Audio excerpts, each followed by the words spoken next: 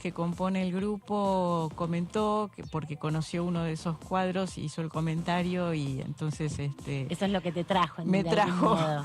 me trajo a esta muestra colectiva. ¿Cómo estás? Bienvenidos, bienvenidas a... Miércoles 23 horas.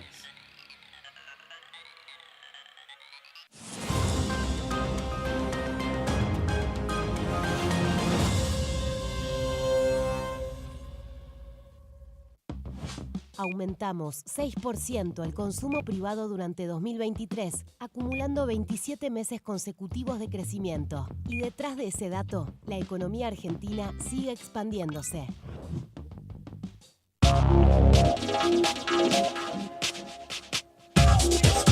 DTV es información, diálogo, análisis. DTV es federalismo, libertad de expresión, pluralidad de voces. DTV es todo lo que en democracia un país debe ser. DTV es tu voz en el Congreso. Este 2023, seguí eligiéndonos. DTV, el periodismo en el Congreso.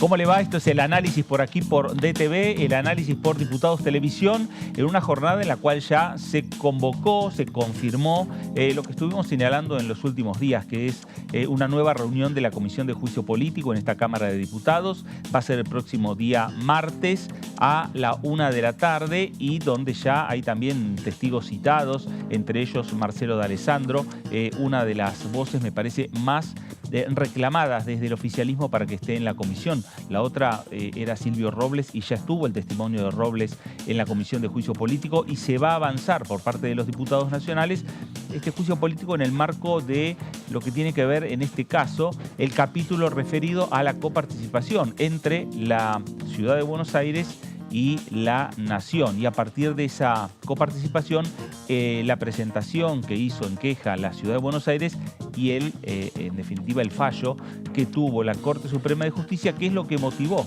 en síntesis, este pedido de juicio político a la Corte Suprema de Justicia, y es el trámite que se está realizando aquí en la Cámara de Diputados. Y por supuesto también la convocatoria para lo que va a ser la sesión especial prevista y pedida por la oposición para el miércoles de la semana que viene, tratar el tema de la modificación a la ley de alquileres, temas centrales de discusión en esta Cámara de Diputados. De todo esto vamos a estar hablando en las próximas 2 horas. Esto es el análisis por aquí por DTV. Voy a saludar a mis compañeros que me acompañan en la jornada de hoy. Señor Martín Bravo, ¿cómo le va? Buenas tardes. Muy bien, buenas tardes. Buenas tardes, muy bien.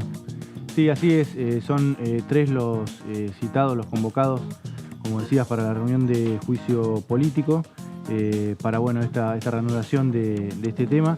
Además de D'Alessandro, como decías, el Procurador General de la Ciudad, Gabriel Astarloa, que ya había sido citado y bueno, había tenido algunos dio argumentos como para no asistir, y Miguel de Lorenzo es de la Secretaría de Jurisprudencia de la Corte. Bueno, por ahora es la única agenda, ¿no?, que tiene la Cámara. Bueno, también está, en cuanto a comisiones, también está la sesión especial pedida por la oposición. Ahí el oficialismo está definiendo a ver si se suma, si da el debate, si baja el recinto. Ayer en este canal el diputado Carlos Selva decía que bueno, que en caso de que pase eso, él tiene algunos proyectos como para agregar al temario.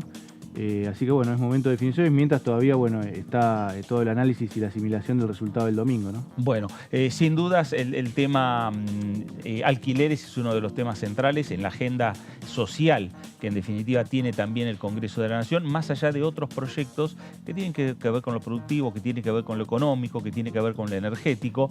Pero claro, al estar citada una sesión especial, me parece que por los tiempos también están por ahora tardando en definir la convocatoria a otras comisiones para ver en definitiva, en síntesis, qué es lo que va a pasar el próximo día miércoles. Señor David Cayón, ¿cómo le va? Bien, ¿qué tal? Muy bien, buenas tardes. Bueno, como bien decías, el tema alquileres es fundamental, más teniendo en cuenta los datos económicos de estos últimos días, que impacta directamente en el valor de los alquileres. Así que hay mucha expectativa respecto de la sesión que se puede dar la semana que viene sobre este tema. Bueno, ahí están los temas centrales y en definitiva también lo que tiene que ver con la agenda del Congreso, que por un lado pasa obviamente por las discusiones que se puedan dar de los diferentes proyectos en las comisiones, pero también pasa por otras iniciativas u otros eventos que se realizan en el Congreso Nacional. Nos vamos a nuestro móvil, nos está llamando Luciana Fernández. Luciana, buenas tardes.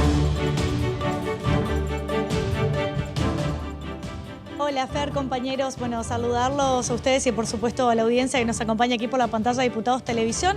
Nos encontramos aquí en el Palacio del Congreso de la Nación Argentina. La idea de este móvil era ponernos en la explanada del Congreso para compartir el evento promovido por la Dirección de Cultura de la Cámara de Diputados, que tiene que ver con la fanfarria militar del Alto Perú, quien en este momento están en la explanada del Congreso. Nosotros no pudimos ir con la cámara hasta allí porque está lloviendo también en este preciso momento, entonces un poco con la cámara se nos complicaba hacer la cobertura para que no se moje, pero la idea es contarles lo que está sucediendo en este momento en la explanada. Bueno, en este momento está presente lo que decíamos la fanfarria del Alto Perú, ¿no? que depende del regimiento de los granaderos a caballos, en el marco de una nueva, podríamos decir, conmemoración del paso a la inmortalidad del general San Martín.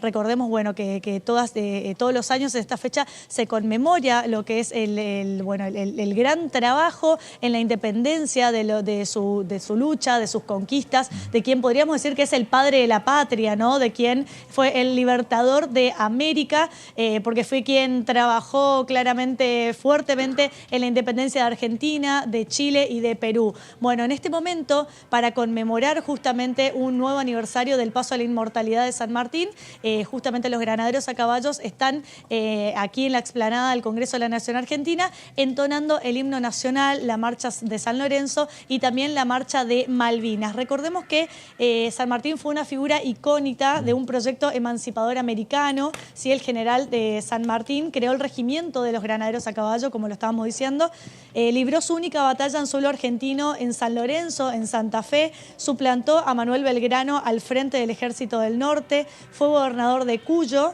realizó el cruce de los Andes en 1817, segunda cordillera más alta del planeta, considerado hasta el día de hoy una de las hazañas militares más destacadas del mundo, la que hizo San Martín, y consideremos la época y el contexto en el cual se animó con todo su ejército a atravesar lo que fue la cordillera, ¿no?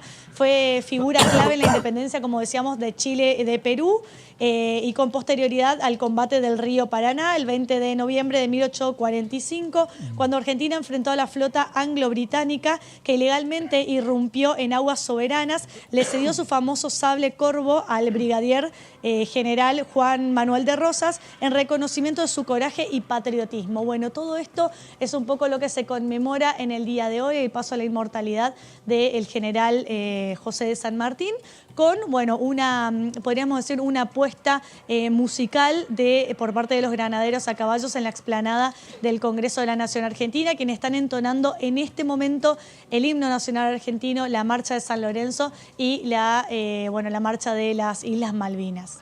Bueno, muy bien, gracias Luciana. Interesante este evento que se está realizando en lo que es la explanada del Parlamento Nacional y que seguramente a lo largo de la programación de Diputados Televisión vamos a tener algunas imágenes que se están registrando por parte de nuestras cámaras. Luciana, gracias.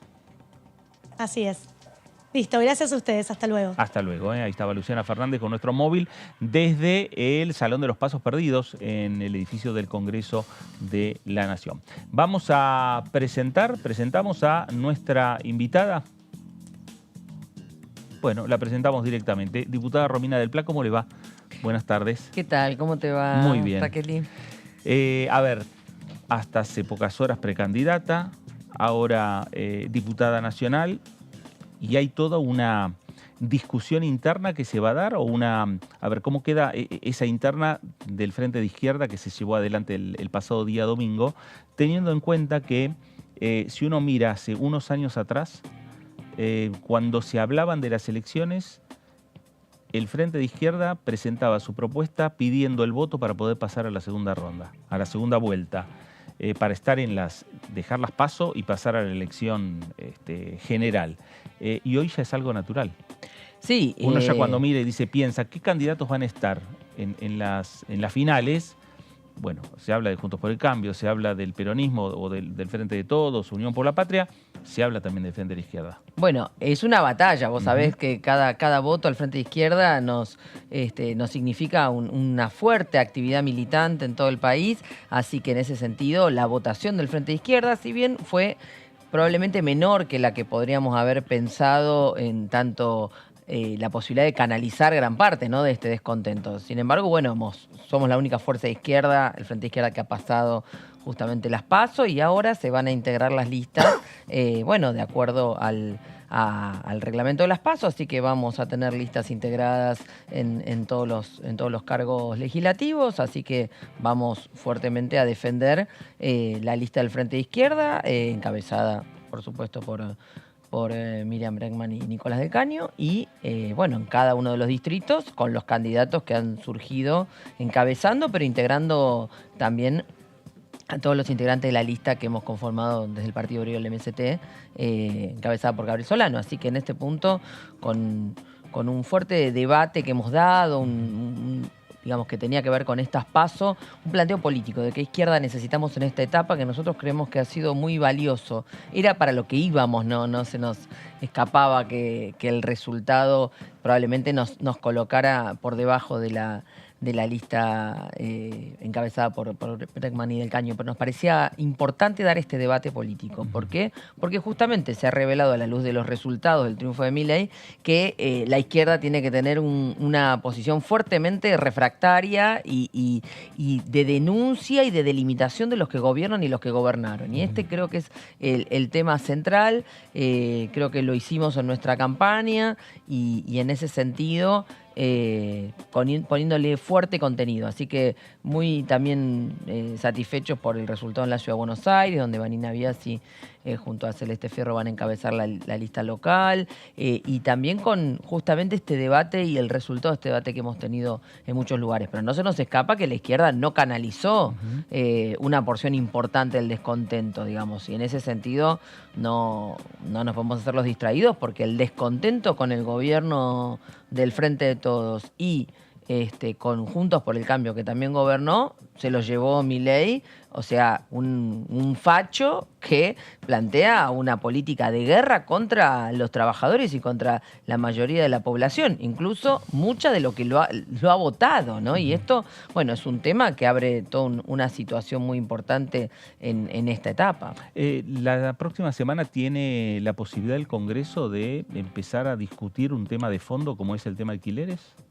Mirá, el problema es que lo que hay alrededor del tema de alquileres es una alternativa entre lo malo y lo peor, ¿no? ¿Por qué? Porque justamente en lugar de sentarse a discutir una solución integral al tema de la crisis habitacional, que digo es uno de los temas de fondo estratégicos de este momento, no ha habido lugar, localidad, pueblo, gran ciudad que hayamos recorrido en la campaña donde la crisis habitacional no sea uno de los temas centrales, tanto para aquellos que tienen que pagar un alquiler impagables, ni hablar con los salarios y la depreciación del salario, con una inflación que encima se va acrecentando, ni que hablar con la devaluación del día lunes llevada adelante por Massa del 22%, sino también por la situación de la imposibilidad de acceder a la vivienda y la situación también de los barrios que se van creando como resultado de la iniciativa de las familias ante el hecho de una falta de política estatal. Entonces, esa situación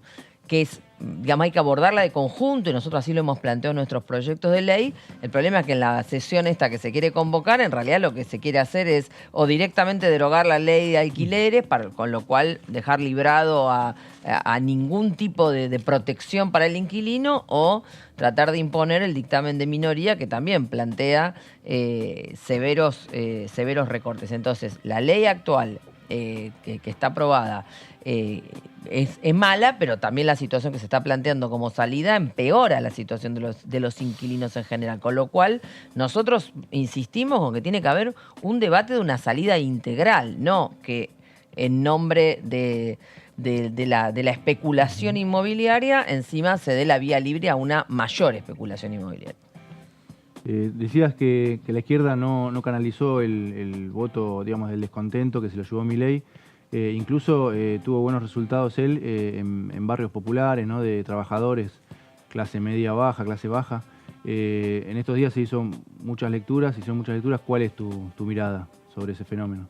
Bueno, yo creo que efectivamente lo que mucha gente ha receptado y lo vamos hablando, y nosotros nunca lo minimizamos el fenómeno, ¿eh? Ustedes saben que nosotros le hemos dado gran importancia y hemos dedicado una parte importante de la campaña esta, pero también la campaña anterior, a clarificar los términos, explicar por qué no hay ninguna libertad detrás del planteamiento de Milei, explicar en las barriadas y demás. O sea, nosotros hemos tratado de acotar ese fenómeno, por supuesto, a la escala de lo que uno puede, digamos, en fuerzas que somos fuerzas militantes y que no disponemos del aparato ni los recursos del Estado.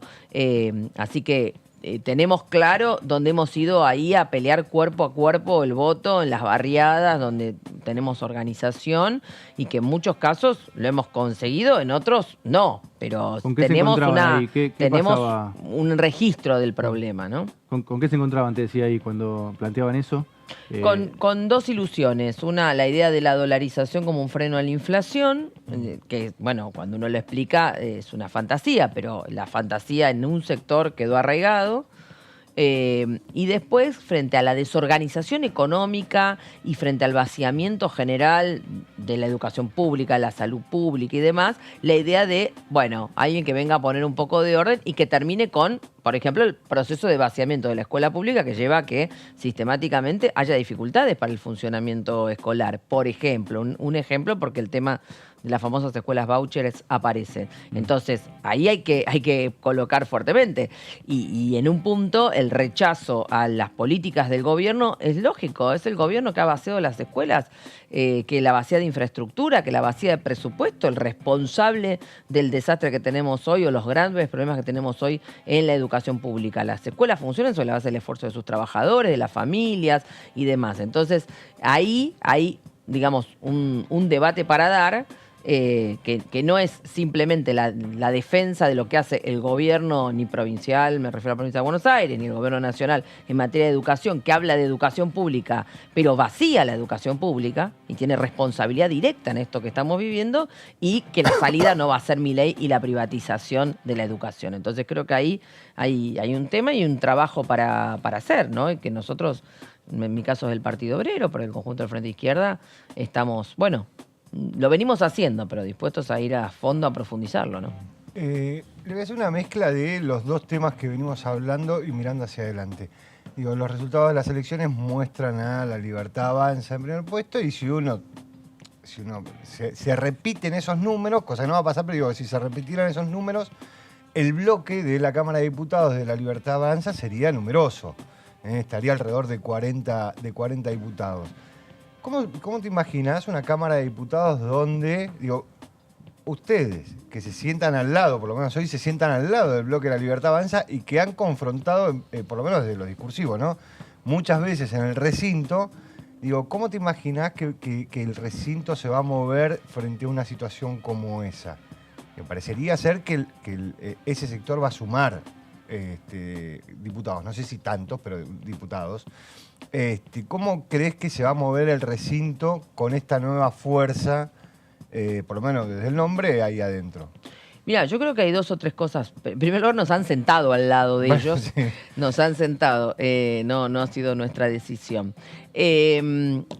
Acá hay dos cosas. En primer lugar, creo que el voto a Milei, tenemos que partir de esto. Es el fracaso completo de los que han gobernado y gobiernan. Eso hay que registrarlo, porque es, digamos, en un punto, esa es la derrota, ¿no? Los que gobiernan y los que gobernaron, que han llevado a este marasmo. Y ahí donde aparece este rechazo de la población.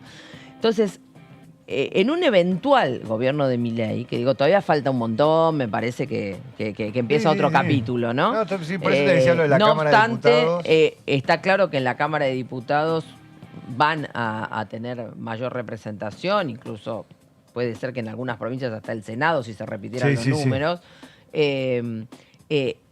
Efectivamente va a haber un número. Ahora, el punto es, ¿para qué van a usar esos diputados? Porque en un punto, en la eventualidad de un gobierno de Milei, él dice que no va a ir a negociar con nadie. Él dice que piensa atropellar y avanzar imponiendo por distintas vías sus políticas. Bueno, yo creo que tenemos que tener muy claro, vamos a grandes confrontaciones. Vamos a grandes confrontaciones. Y una ley como la de esta que se va a discutir sobre la ley de alquileres, digo, no tendrían un bloque para definir, obviamente, qué se haría, pero sí para definir el quórum. Digo, ¿cómo crees que se plantearía una discusión como la ley de alquileres con un bloque liberal más importante del que está hoy? Bueno, van a intentar imponer sus orientaciones, pero mira, yo en eso quiero ser, ir al fondo de la cuestión. Vos viste que muchas veces se critica a Milei porque no viene a la sesión o viene poco. Bueno, yo siempre me he corrido de ese tipo de cuestionamientos. Porque yo no voy a embellecer al Congreso Nacional ni a la Cámara de Diputados. Acá lo único que se discute son exenciones impositivas para las grandes empresas. En el Parlamento no se han discutido grandes cosas que beneficien a la población. Lo que se ha logrado imponer en los últimos años ha sido a fuerza de movilización, de lucha y de grandes batallas, como por ejemplo el derecho al aborto legal, seguro y gratuito. Y después, lo otro, salvo cuestiones que pueden ser importantes para algún sector, de conjunto acá lo que se vota es cómo se sostienen los negocios de un pequeño sector. Entonces, no es que el funcionamiento del Congreso con una bancada mayor de estos fachos libertarios va a alterar estratégicamente la naturaleza de las medidas que se van a discutir. Él lo dijo con todas las letras. ¿Qué problema va a tener el fondo conmigo si yo quiero ir a una política de mayor ajuste? Bueno, pero cuando vemos eso, resulta que el lunes nos despertamos con un 22% de devaluación llevado adelante por Massa, no por Milei. Entonces, el problema que tenemos es muy de fondo, que es que la clase capitalista en el poder, a través de sus distintos partidos, ha llevado a este país a esta situación de derrumbe, de saqueo, de aumento de la pobreza. En un punto es un contrasentido que el repudio a esa situación termine en manos de la derecha, ¿no? Pero bueno, es la realidad que nos toca y en ese punto es que yo creo que nosotros, desde el Frente de Izquierda, desde el Partido Obrero, tenemos un amplio trabajo que hacer. ¿Para qué? Para que esa rebelión sea realmente una rebelión antisistema planteando una salida real, de fondo, de reorganización económica. Porque lo de Milei es la versión de los que gobiernan, nada más que más extrema. Y ya la hemos vivido, porque ya vivimos la privatización de las empresas del Estado, ya vivimos la flexibilización de los derechos laborales, ya vivimos una pseudo-dolarización bajo el menemismo, y esa situación nos llevó a este salto en la desocupación, de la pobreza, lejos de haber beneficiado. Entonces, ese cuadro de situación que vamos a atravesar va a merecer una organización, una intervención de los trabajadores, de la juventud, como hubo que hacer, por ejemplo, en manos del movimiento piquetero, porque los sindicatos no tomaron esa tarea, o por lo menos no los sindicatos dirigidos por la burocracia, enfrentar las consecuencias del ajuste menemista y luego del gobierno de la Alianza.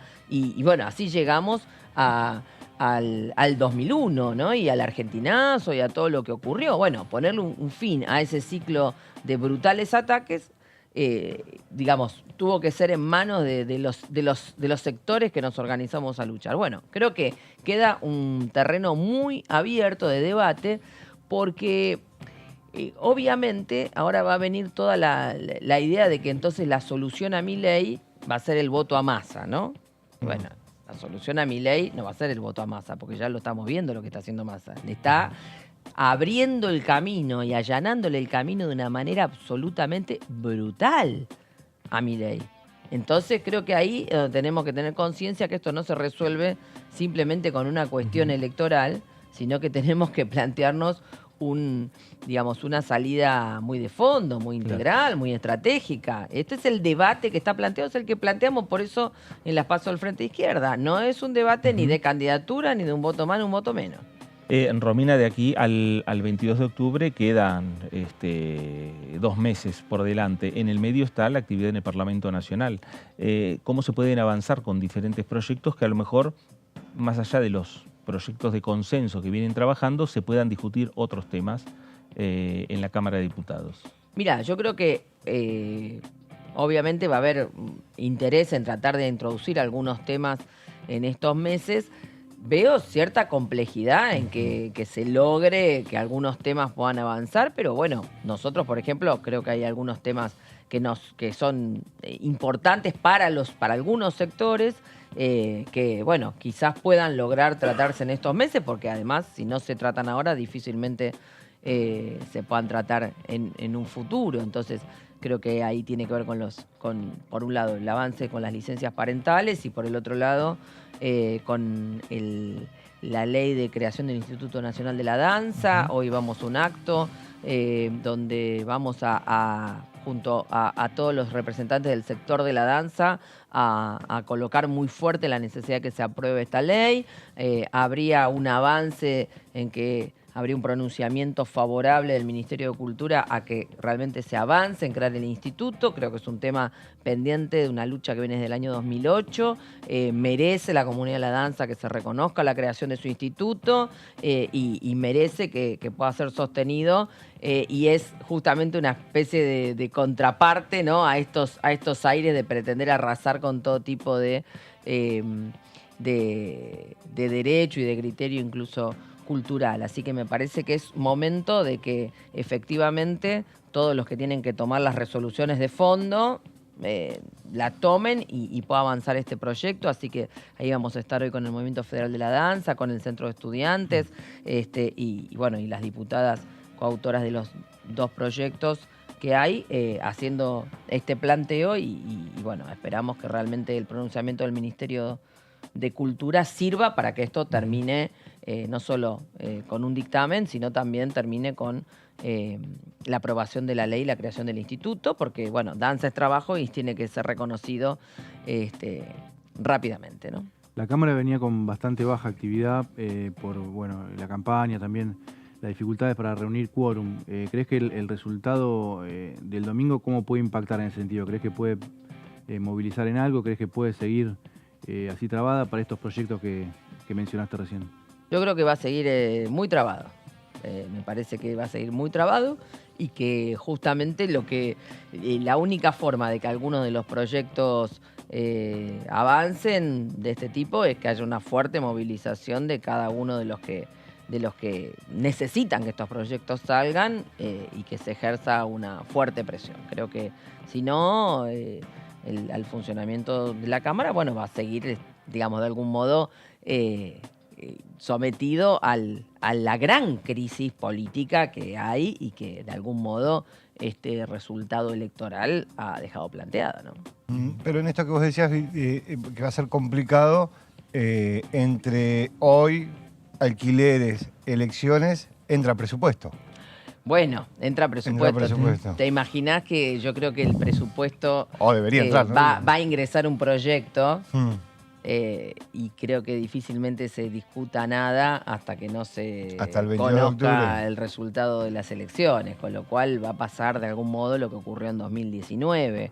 Sí, pero ¿no? Lo que pasa es que en 2019 las PASO la diferencia fue más amplia y acá da la sensación, por cómo está dado todo, que va a haber un balotaje. No se sabe con quién, pero que habría un balotaje. Si hay un balotaje, estás en noviembre y te quedan 8 días para aprobar el presupuesto antes de que asuma alguien nuevo y llame extraordinarias, ¿o no?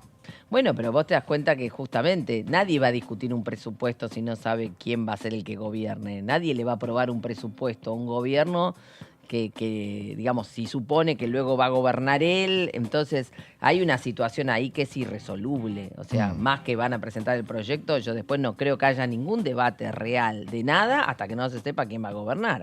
Es lo que me parece. Habría que cambiar la fecha de presentación, bueno, porque... Vos sabés que en su momento las fechas eran otras y justamente las pasaron para fin de año para evitar ciertos avatares y bueno, ahora siguen sometidas. Pero porque es imposible escindir la realidad presupuestaria, primero del ajuste y del cuadro feroz de inflación, de devaluación y demás que se está desenvolviendo. Ese es un tema. Y el otro tema es que no lo puedes escindir del resultado electoral, con lo cual nadie se va a jugar. Ningún gobernador va a sentar a sus diputados ni a sus senadores. Nadie, si no sabe con qué se va a encontrar. Con independencia de nuestro rol, que va a ser siempre denunciar que el presupuesto que salga, sea cualquiera de estos que se preparen para ver si gobiernan, va a estar al servicio del ajuste que reclama el fondo. Por lo tanto, ya puedo anticipar cuál es nuestro planteo, ¿no? Romina, aprovechando su presencia y algo que mencionó que tiene que ver con este proyecto de ley de creación del Instituto de la Danza, y que es un tema que usted lo estuvo trabajando mucho tiempo y la vimos trabajar mucho en la comisión y por estas horas o estos últimos días, obviamente, eclipsado ese tema por la campaña y eclipsado también mismo en esta charla, en el sentido de volcar muchos minutos en hacer un análisis de lo que fue la elección y el tema político. Pero volvamos a ese proyecto del instituto. ¿Por qué es importante y es necesario tener un instituto de la danza? Bueno, porque a diferencia de otras artes que tienen su instituto, la danza no lo tiene. Y la danza es una expresión artística que no se da solamente en ámbitos oficiales o formales, sino que tiene como parte de la disciplina, de la forma de expresión, bueno, tiene raigambre realmente popular en distintos rincones del país, un carácter muy federal, y bueno, es una expresión muy innata. Casi todos bailamos de alguna manera, aunque no lo hagamos de manera profesional. Son formas de expresión que desde muy chiquitos en la escuela, ballets, uno ve, es una actividad que tiene una vitalidad enorme. Pero no hay ninguna protección, no hay ningún impulso a esta actividad, no hay ningún registro oficial ni archivo de una actividad que encima, justamente por su carácter, es una actividad que tiene que ver con el movimiento, pero a la vez es inmanente, no es material. Y entonces, en el mismo proceso que se produce, desaparece, ¿no? Claro. Y con lo tanto, ese registro, ese archivo de las expresiones de la danza es fundamental. Entonces, la creación de un instituto tiene 2 o 3 objetivos. En primer lugar, impulsar la actividad, protegerla, crear el archivo y el registro, y crear un registro de todas y todos aquellos que tienen relación con la actividad de la danza. No solo bailarinas y bailarines, sino coreógrafos, iluminadores, todo lo que tiene que ver con la actividad ligada a la danza. Entonces, un impulso a la actividad justamente no oficial de la danza, crear este registro y poder desarrollar toda esta actividad de protección. Por eso nos parece clave que, por un lado, este instituto tenga un presupuesto, por supuesto, para poder hacer esta tarea, pero a la vez también nos parece clave, y esta es una diferencia con otros institutos, que tenga no solo una representación claramente de todas las provincias, federal y demás, sino que sus autoridades sean electas de manera directa por los integrantes de la danza a partir de este registro nacional de quienes son parte de esta actividad, esta especie de padrón, ¿no? Claro. De quienes son parte de la actividad. ¿Y por qué lo planteamos a diferencia? Entonces, bueno, para que nadie entienda que la creación de un instituto es para que sea de algún modo un coto cerrado o un espacio para hacer lobby de algún sector político, de algún gobierno de turno, sino que es justamente para y por los integrantes de la comunidad de la danza. Es decir, que primero tendría como autoridades provisorias hasta que se conforme el padrón. Hay una creación transitoria de esa dirección, que como cláusula transitoria en la creación del instituto, y luego, a partir del padrón, la elección, para que justamente además quede liberado de los avatares políticos que sabemos que en este país están a la orden del día, y sirva realmente a que ese instrumento de fomento y de protección de una actividad cultural tan importante, cumpla esa función y esté en manos de quienes hacen la danza, entre otras cosas protegiendo la situación laboral, ¿no? Por eso uno de los lemas de quienes están impulsando esta ley es la idea de que danza es trabajo. Y esto me parece que es importante y como todo trabajo debe ser protegido y debe ser realizado con derechos, con reconocimiento y demás. Hay otro proyecto de tu autoría que era el de para instalar las cámaras, los colectivos y las cabinas de blindaje, ¿no? Que lo contamos cuando murió cuando mataron al chofer en La Matanza, y en un momento parecía que podía avanzar. Finalmente no se discutió en comisión, ni siquiera llegó a discutir. No se discutió en comisión y vos sabés que nosotros, justamente hay algo que parcialmente se ha empezado a hacer, que es muy parcialmente el tema cámaras, muy parcialmente. Y bueno, justamente a raíz del asesinato del chofer de la línea 620, ¿qué es lo que aparece? Aparece que, por ejemplo, la provincia de Buenos Aires había puesto mucha plata, le había dado a las empresas para instalar cámaras que no se instalaron, pero justamente nosotros insistimos en el tema integral que plantea nuestro proyecto, tanto el tema de las cabinas como el tema de la necesidad de que todos los recorridos estén iluminados, de que todos los recorridos tengan el acompañamiento, sobre todo a partir de cierto horario, de un segundo personal que acompañe al chofer, un segundo personal en la propia línea que sea una posibilidad de desalentar alguna actividad de ataque al chofer. Y lo de la cabina es importante, porque si bien hay quien dice, bueno, pero ¿quién protege a los pasajeros? Bueno, por supuesto hay que tomar medidas de protección integral, pero el trabajador, que es el primero que está ahí arriba, que es el primero que tiene que poder tomar medidas, incluso de protección del pasaje, con cierta... contando con un cierto tiempo donde sepa que no va a recibir el ataque directo. Así que nos parece que eso es importante, pero bueno, está en las antípodas de lo que está pasando, ¿no? Que son las barriadas en condiciones cada vez más difíciles y un transporte cada vez en condiciones más difíciles, que nosotros insistimos, el sistema de transporte es totalmente parasitario. Ahí, si va a ser subsidiado por el Estado como es, realmente tendría que ser, las empresas tendrían que ser nacionalizadas y puestas bajo control de los trabajadores. Romina, gracias.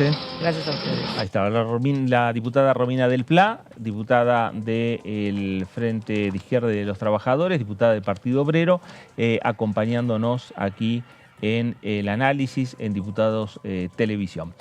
Vamos a cambiar de tema y vamos a hablar de lo que tiene que ver con otras actualidades legislativas en primera persona. Estas imágenes que tienen que ver con el litio, estas imágenes que tienen que ver como recursos naturales, la declaración del litio como recurso natural estratégico. Ese es uno de los temas centrales y es uno de los proyectos del diputado Juan Carlos Alderete, diputado nacional del Frente de Todos, y que está planteando en esta discusión que no solo da la Argentina, sino que en la región se está dando, lo está dando Chile, lo está dando Bolivia, en el mundo miran a la República Argentina, ¿por qué? Porque están mirando ese recurso estratégico que es el litio y obviamente es uno de los temas pendientes a discutir por este Congreso Nacional. Martín. Sí, así es, Fernando. Los tres países que nombraste, los dos además de Argentina, Bolivia y Chile, forman lo que se dice el triángulo del litio, ¿no? Porque concentran el 85% de las reservas mundiales y bueno, por eso es un tema de discusión. Bueno, formó parte también de las protestas que hubo en Jujuy, la discusión por la reforma de la Constitución en esa provincia, y lo que propone Juan Carlos Alderete es declararlo como recurso natural estratégico. Vamos a ver a lo largo de las placas que hay una discusión sobre, bueno, los recursos pertenecen, sabemos, a las provincias, bueno, hasta qué punto se puede legislar desde el Congreso de la Nación, ¿no? El proyecto lo que hace es declarar a las reservas minerales que contengan litio como recurso natural estratégico para el desarrollo socioeconómico e industrial de la Argentina. Esa es una de las declaraciones. En la siguiente placa vamos a ver la otra que propone el proyecto, que es también declarar de interés público a la exploración, o sea, no solamente al mineral, sino también la exploración, concesión de explotación, industrialización y todos los actos relativos al litio y sus derivados, es decir, todo el proceso. El proyecto también apunta a que se pueda industrializar en el país, ¿no? En este momento prácticamente todo sale, como otros minerales que se extraen, ¿no? Claro. También esa es la discusión de fondo. El Estado Nacional, dice el proyecto, tendrá la primera opción para adquirir el litio extraído en nuestro país y los concesionarios extranjeros tendrán el derecho sobre el mineral excedente y podrán comercializarlo. Esto también genera una discusión porque incluye el proyecto, lo vamos a ver en la próxima placa, incluye las concesiones ya otorgadas. Entonces, bueno, y ahí hay una hay discusión con las provincias. Claro, ¿no? con las provincias y con varios proyectos, ¿no? Que se discuten en el Congreso hasta qué punto se puede legislar hacia atrás, puede abarcar hacia atrás el proyecto. El Poder Ejecutivo podrá limitar o prohibir la importación, la exportación de litio cuando en casos de urgencia así lo aconsejen, razones de interés público, y tiene que pasar esa decisión después por el Congreso para que se discuta. Pero sería como medio extraño, ¿no? Porque sería legislar hacia atrás. No se puede. Claro. Básicamente no se puede hacer una legislación que vaya a resolver algo que ya existe. Y acá lo plantean en este punto, las concesiones ya otorgadas están plenamente alcanzadas por la presente ley y deberán acogerse a sus disposiciones y normas que la reglamenten en el plazo de 1 año a partir de su promulgación. Claro. Sí, es uno de los puntos en discusión. Además del tema de los recursos de las provincias, Sí. hasta qué punto puede legislar Nación, este también es otro punto. No, pero aparte de este punto lo que hace también es rompe el contrato, básicamente. Porque vos hiciste un contrato de concesión por el cual se establecía que vos pagabas, vos sos la empresa X y pagabas un canon para la concesión de una determinada zona para la extracción de un determinado producto. Ahora cambió ese contrato porque la otra parte te dice, bueno, mirá, no vas a poder sacar todo lo que vos decías porque en realidad te vas a poder quedar con el excedente de lo que decida el Estado. De lo que decida el Estado. Entonces, una empresa podría decir, bueno, lo que yo pago ya cambia. O sea, el canon de concesión se modifica respecto de eso. Digo, entrarían en una disputa. Y habría que ver si no hay alguna norma provincial que habilitó la posibilidad de hacer algunas concesiones bueno, lo que pasa es que las provincias, ¿no? Acá yo la duda las concesiones se rigen por la ley provincial. Claro. Sí, pero la duda que yo tengo respecto de esto tiene que ver con algo similar a lo que sucede con la soja y el petróleo. Digo, las provincias son dueñas de lo que está bajo la tierra, básicamente, en sus provincias, pero no lo que está arriba. Y el mejor caso para entenderlo es la soja y el petróleo. Las provincias reciben regalía por el petróleo, pero no reciben parte de las retenciones por la soja. ¿Sí? La retención es un impuesto nacional y se lo queda al Estado Nacional. En el caso del litio, está sobre una parte, pero hay otra parte que está bajo tierra. Entonces ahí hay una discusión de quién es la propiedad, quién es el dueño del recurso, ¿la provincia o la nación? Sí, y más allá de eso, lo que hace el proyecto también es remitir al artículo 124 de la Constitución para esta discusión. El artículo 124 lo que dice es que el reconocimiento del dominio de los recursos naturales en manos de las provincias no sustrae a estos bienes de la jurisdicción exclusiva del Congreso Nacional. O sea, los recursos son de las provincias, pero también eso no significa que queden al margen de la jurisdicción del Congreso. Bueno, sí, sin duda va a haber una discusión por los dos puntos, ¿no? Por legislar hacia atrás y por la propiedad de los recursos. Porque además el tema de los recursos naturales está más allá de que se pueda discutir en el Congreso, está en la propia Constitución Nacional. Sí, claro. ¿No?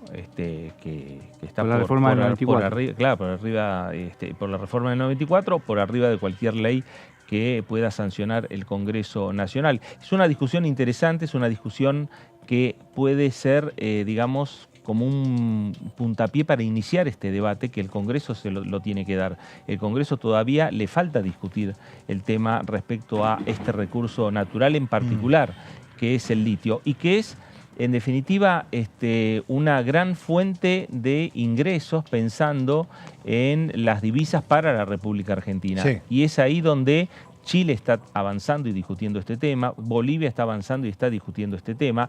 Hay hasta necesidad que los tres países discutan el tema en conjunto, respecto a qué hacer en ese triángulo que bien decía Martín, que es el triángulo del litio entre Bolivia, Chile y la República Argentina. Es decir, que es un momento en el cual se puede empezar a discutir, más allá que si el próximo presidente es Patricia, es Massa o es Milei, ¿no? Bueno, lo que pasa es que... Es un tema que tendría que empezar a discutirse por parte del Congreso. Una política de Estado. Sí, bueno, claro. ¿viste cuando uno dice, bueno, ¿por qué a tal país le va mejor o a tal país le va peor respecto de la región? Digo, pensando en que la Argentina, mirando hacia adelante, ¿no? Tiene Vaca Muerta, la posibilidad de tener, ser soberano de manera de lo que tiene que ver con la energía por el gas de Vaca Muerta, exportar gas a los países de la región y a el resto de los países del mundo. Sí. Que hoy están necesitados. Que hoy están necesitados y que la Argentina de la invasión de Rusia. Claro, y la Argentina tiene una sobreproducción de gas. Tiene toda la producción agrícola, que todo hace suponer, digo, si uno mira el primer semestre de este año, que es cuando se hace la liquidación más fuerte, la Argentina perdió 8.000 millones de dólares, 9.000 millones de dólares. En total son 15.000 desde que arrancó la sequía. El año que viene no vas a tener esa sequía, ya por lo que dicen los expertos, el suelo ya tiene la humedad necesaria, con lo cual tenés la producción. Digo, te puede ir un año mejor, otro, pero tenés la producción. Tenés el litio, tenés energía renovable. Digo, entonces, esto de que vos decías, bueno, gobierne quien gobierne, bueno, para que se convierta en la política de Estado, que decía Martín, todos se tienen que poner de acuerdo, por lo menos en ciertos puntos básicos que digan qué van a hacer con el sistema energético argentino y con las 4 o 5 cosas donde la Argentina es realmente competitiva, no importa el precio, no importa las retenciones, no importa el tipo de cambio, digo, la Argentina es competitiva en litio, más allá del tipo de cambio, más allá de las restricciones y todo eso. ¿Por qué? Porque es una de las producciones va a ser uno de los productores más grandes del mundo. La Argentina es competitiva en gas, ¿por qué? Porque el resto del mundo no tiene y la Argentina tiene, digo. Entonces, frente a eso, digo, por ahí, esto que hablamos siempre, hay 5 candidatos a presidente. Ponerse de acuerdo, ¿qué van a hacer? Claro. Después, cada uno tendrá su mirada respecto de algunas cosas, y eso es una política de Estado. Claro, y el ámbito de debatir estas políticas de Estado es aquí. Es el Congreso, claro. Es el Congreso. Acá es donde están representantes de los 5 candidatos, los 5 tienen representantes en el Congreso. Es más, alguno es representante en el Congreso. Alguno es representante en el Congreso y puede darle, iniciar el debate. Claro, como Milei, por ejemplo. Exacto, o Miriam Bregman. O Miriam. Pero es un tema a discutir.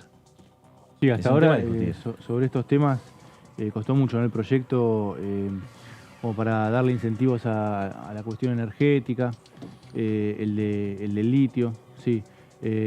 Bueno, hay que ver, Milei y Bregman probablemente no se pongan de acuerdo en casi nada. No, pero Milei tiene una posición muy disruptiva que probablemente no se ponga de acuerdo con ninguno, además es el posicionamiento electoral de él, ¿no? Claro. Pero sí, deberían, estamos de acuerdo que deberían buscar por lo menos algún punto de Aparte, vos fíjate, Bolivia nacionalizó el litio. Chile tiene una empresa mixta, básicamente, que es la que maneja el litio, una mirada similar a la del cobre. Digo, tenés las 2 experiencias ahí para ver cómo le fue, para tomar el ejemplo. Es el mismo producto en la misma parte del mundo, con el mismo clima, los mismos parámetros.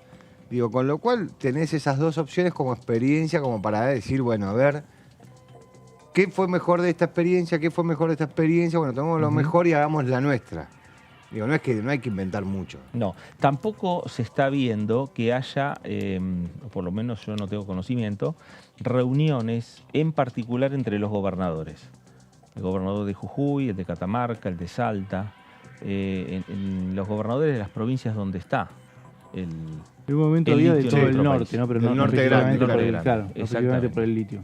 ¿No? Estaba la Liga del Norte Grande, que... Pues los gobernadores saben de estos proyectos. Como está el proyecto del diputado Alderete, hay otras iniciativas también que están vinculadas a la explotación de este recurso, de este mineral, en discusiones para dar aquí en el Congreso.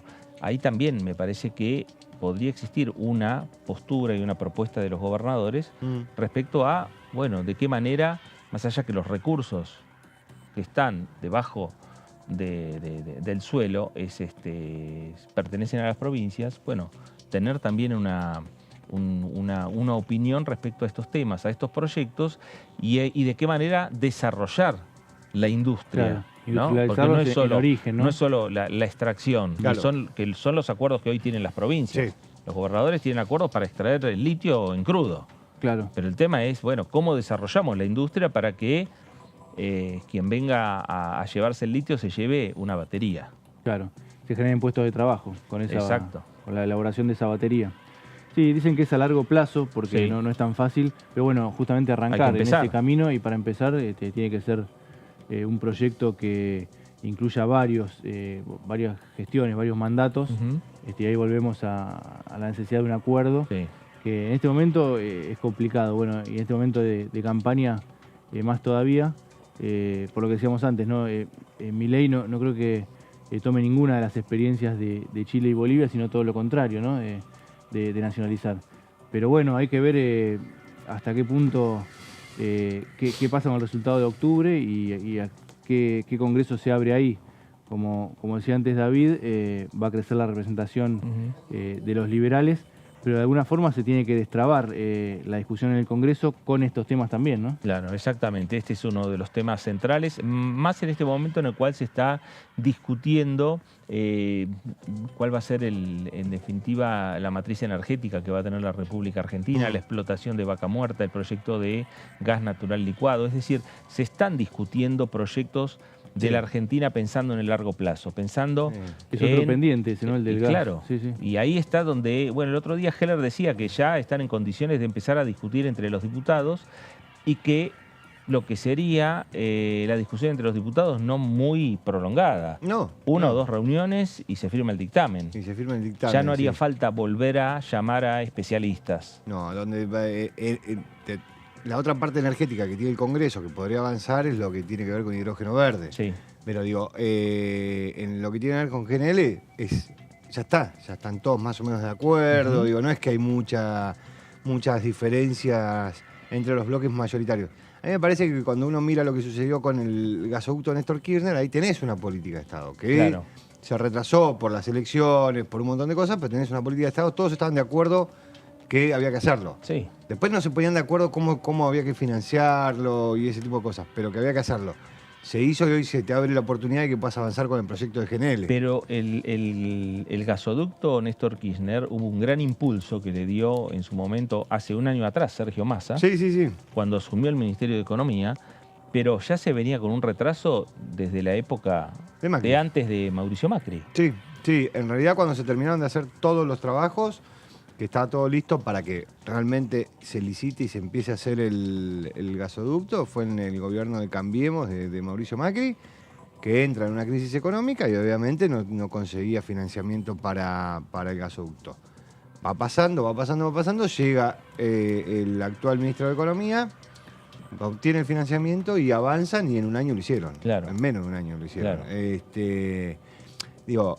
Pensemos que ahora estarían para licitar, se supone que en esta semana o la semana que viene van a licitar la segunda, el tramo de 100 kilómetros que tiene que unir el gasoducto Néstor Kirchner con el gasoducto del norte. Para exportar, ¿no? Sí, no solo para exportar, sino que Bolivia está teniendo un tema con el gas, está teniendo menos gas y no le quiere vender a la Argentina. Y el gasoducto del norte lo que hace es toma de Bolivia y lo trae hacia adentro de la provincia de Santa Fe. Hay que hacer una obra que lleve el gasoducto de Néstor Kirchner al gasoducto del norte, que son 100 y pico de kilómetros, que eso es lo que se tiene que licitar. Y después hay que hacer algo que es, yo no voy a usar la palabra técnica, pero porque no lo sé, pero es... Hacerlo reversible. Sí, eso, hacerlo reversible, que en realidad más que bajar, suba. Y ahí sí vas a poder exportar a Bolivia, que no lo necesita, pero a Brasil, que sí lo necesita. Claro. Pero más allá de eso, lo que se está viendo es que si la Argentina no logra eso, en el invierno que viene, el norte de Argentina va a tener conflicto. Claro. No va a tener gas. Claro, porque el gas llega hasta Bahía Blanca, Claro. Saliqueló. El gas llega hasta, por lo menos el de Vaca Muerta, llega hasta Saliqueló. Y Bolivia no te va a vender, que es el que viene de ahí. Claro. Bueno, con lo cual vas a tener problemas. discusiones que se van dando en este Congreso Nacional, discusiones que se dan en la Cámara de Diputados. Nos vamos a ir a una pausa en el análisis y al regresar vamos a seguir hablando de estos temas, la agenda que se viene en la Cámara de Diputados. Pausa, esto es el análisis por aquí por DTV, ya regresamos.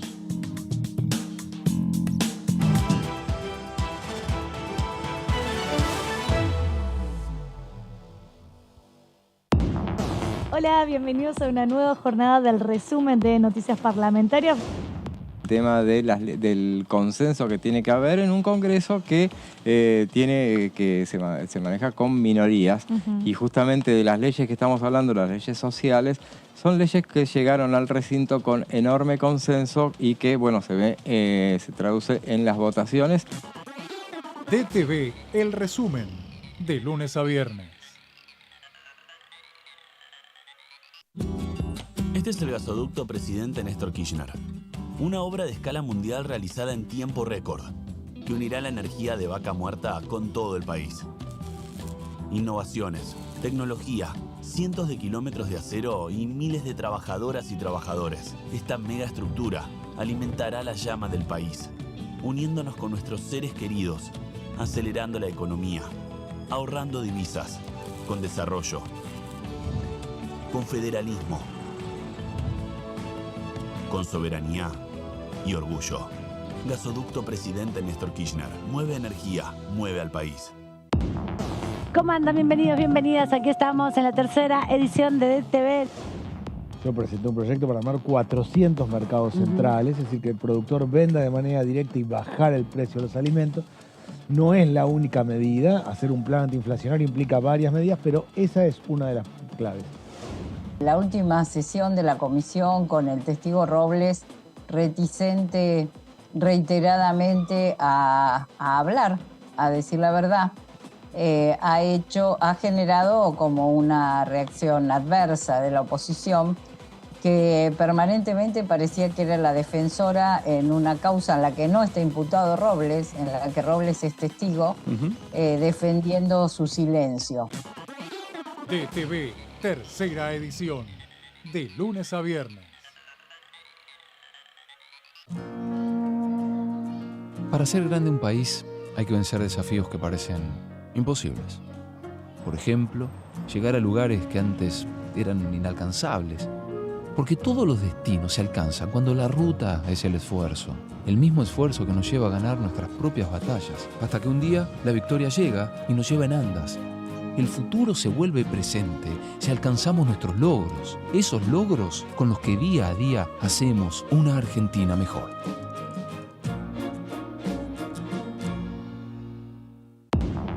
¿Cómo están? Bienvenidos, bienvenidas. Aquí estamos en Todo Cultura. Sos parte del elenco estable de la compañía que tiene aquí el Congreso, la biblioteca, para mostrar un montón de obras, en definitiva, que vienen trabajando, ¿no? Sí, venimos laburando desde el 2018. O sea que estás desde el inicio vos. Desde el inicio.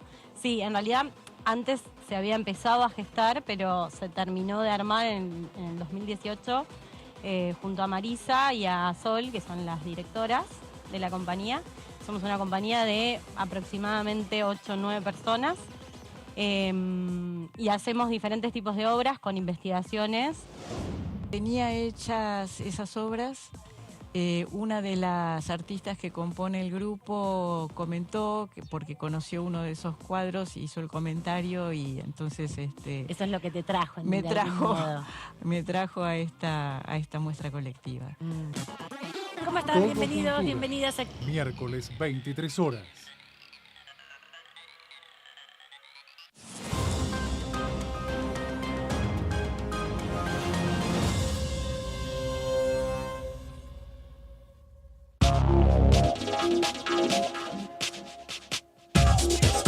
DTV es información, diálogo, análisis. DTV es federalismo, pluralidad de voces, libertad de expresión. DTV es todo lo que un país en democracia tiene que ser. DTV es tu voz en el Congreso. Este 2023, seguí eligiéndonos. DTV, el periodismo en el Congreso. Comenzaron las clases y está todo listo. las ganas de aprender y ganas de enseñar. Yo también estoy lista. Estoy listo para hacer nuevos amigos y amigas. Estoy lista para ponerme en el lugar de los demás. Estoy listo para decir no a los apodos ofensivos y a decir que no cuando algo no me gusta. Estamos listos y listas para decir bullying. En mi aula no tenés lugar. Argentina contra el bullying.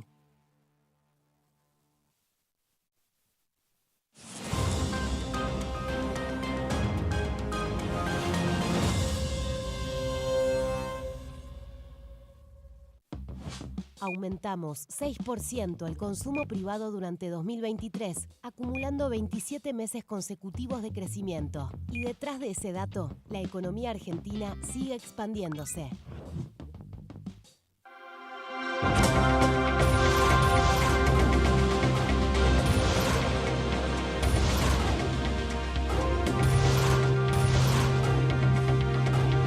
Ellos son tu voz en la tercera edición.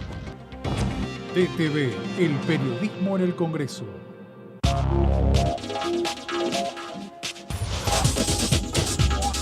Todo cultura, miércoles 23 horas. Generamos trabajo registrado para más de 1 millón de personas desde el comienzo de nuestra gestión. Y detrás de ese dato, estamos construyendo una Argentina justa e igualitaria.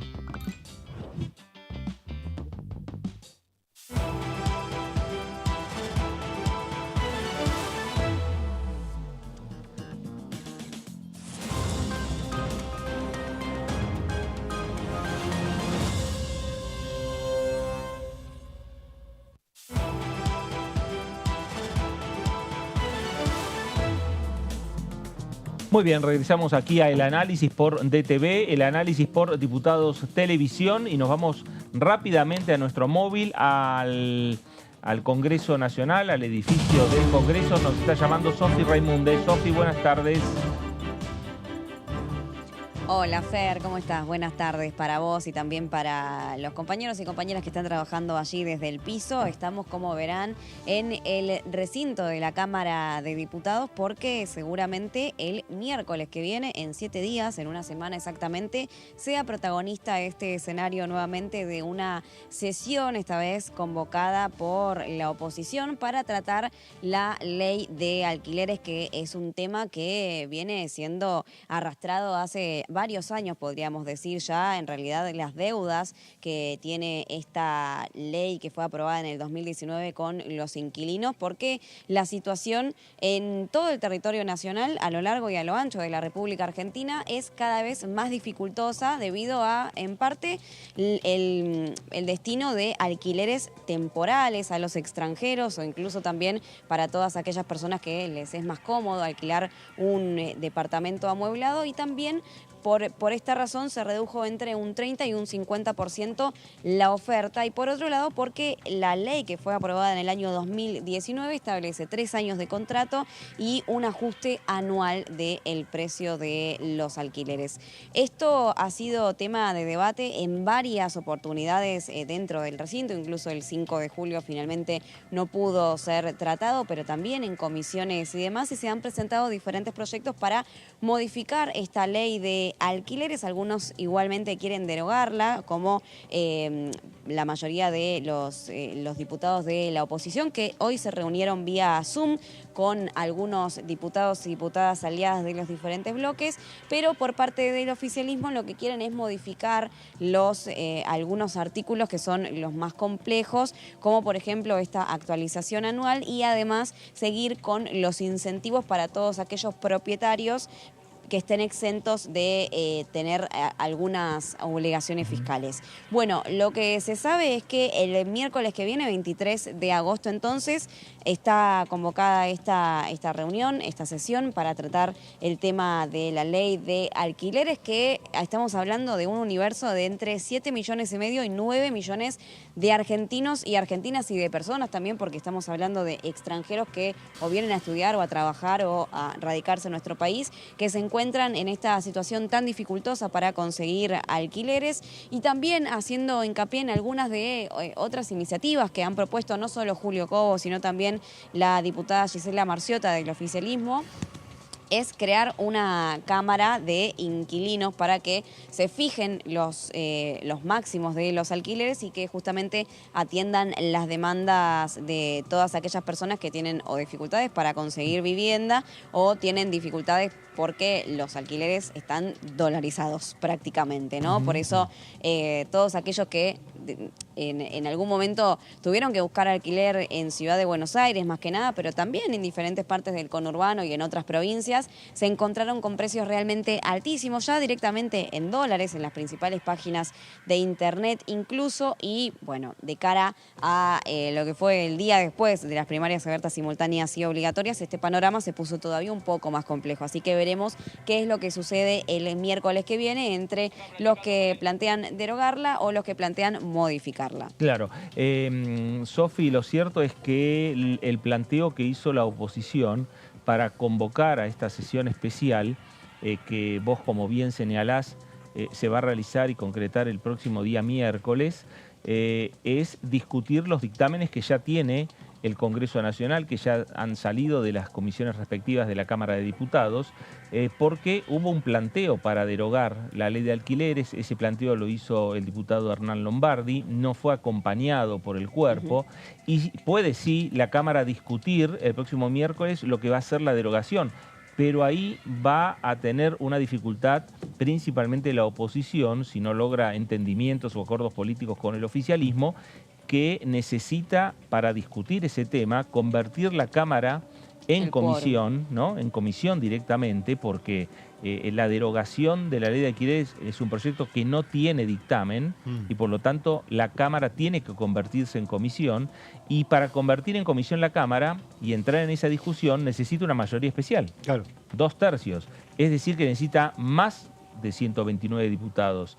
Y veremos ahí cómo es la discusión que se va a dar entre los bloques y principalmente cuál va a ser la discusión que se va a dar previa, porque seguramente, no sé si está fijado, pero se fijará en los próximos días, la convocatoria a una reunión de labor parlamentaria, a lo mejor para diagramar por parte de las autoridades de la Cámara, diagramar lo que va a ser esta sesión especial.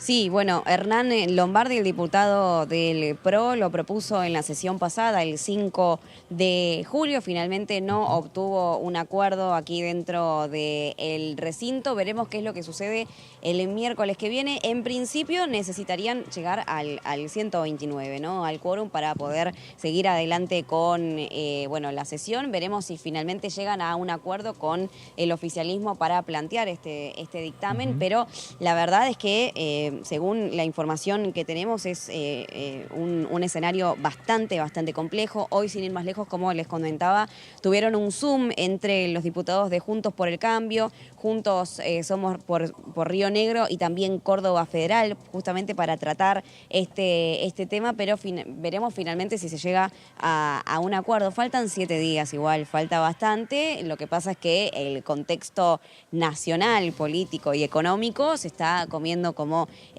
parte de estos temas, las prioridades, ¿no? Igualmente, cabe destacar que el jueves que viene, el 22 de agosto, ya está confirmada la Comisión de Juicio Político, así que va a ser una semana bastante activa en materia de tratamientos parlamentarios, porque vamos a tener el 22 juicio político, una nueva Comisión de Juicio Político, y el 23 esta sesión especial convocada por la oposición. Sofi, gracias por toda esa información.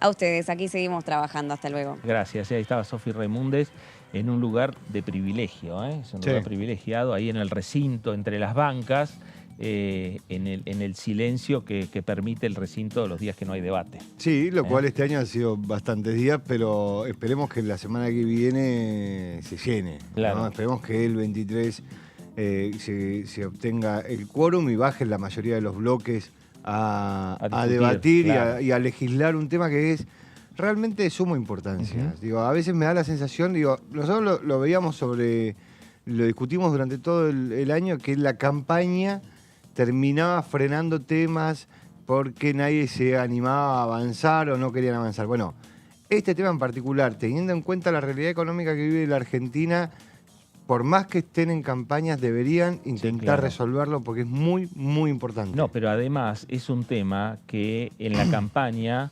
los diferentes candidatos y mucho más que los candidatos a presidente, los candidatos a legisladores nacionales que han recorrido más intensamente, porque cada uno recorrió su porción de territorio y en definitiva, si uno se la suma, es más intenso, lo hicieron los candidatos a diputados, a senadores nacionales, que los propios candidatos a presidente en recorrer la República Argentina, y uno de los reclamos principales que recibieron fue este tema, el tema de la ley de alquileres.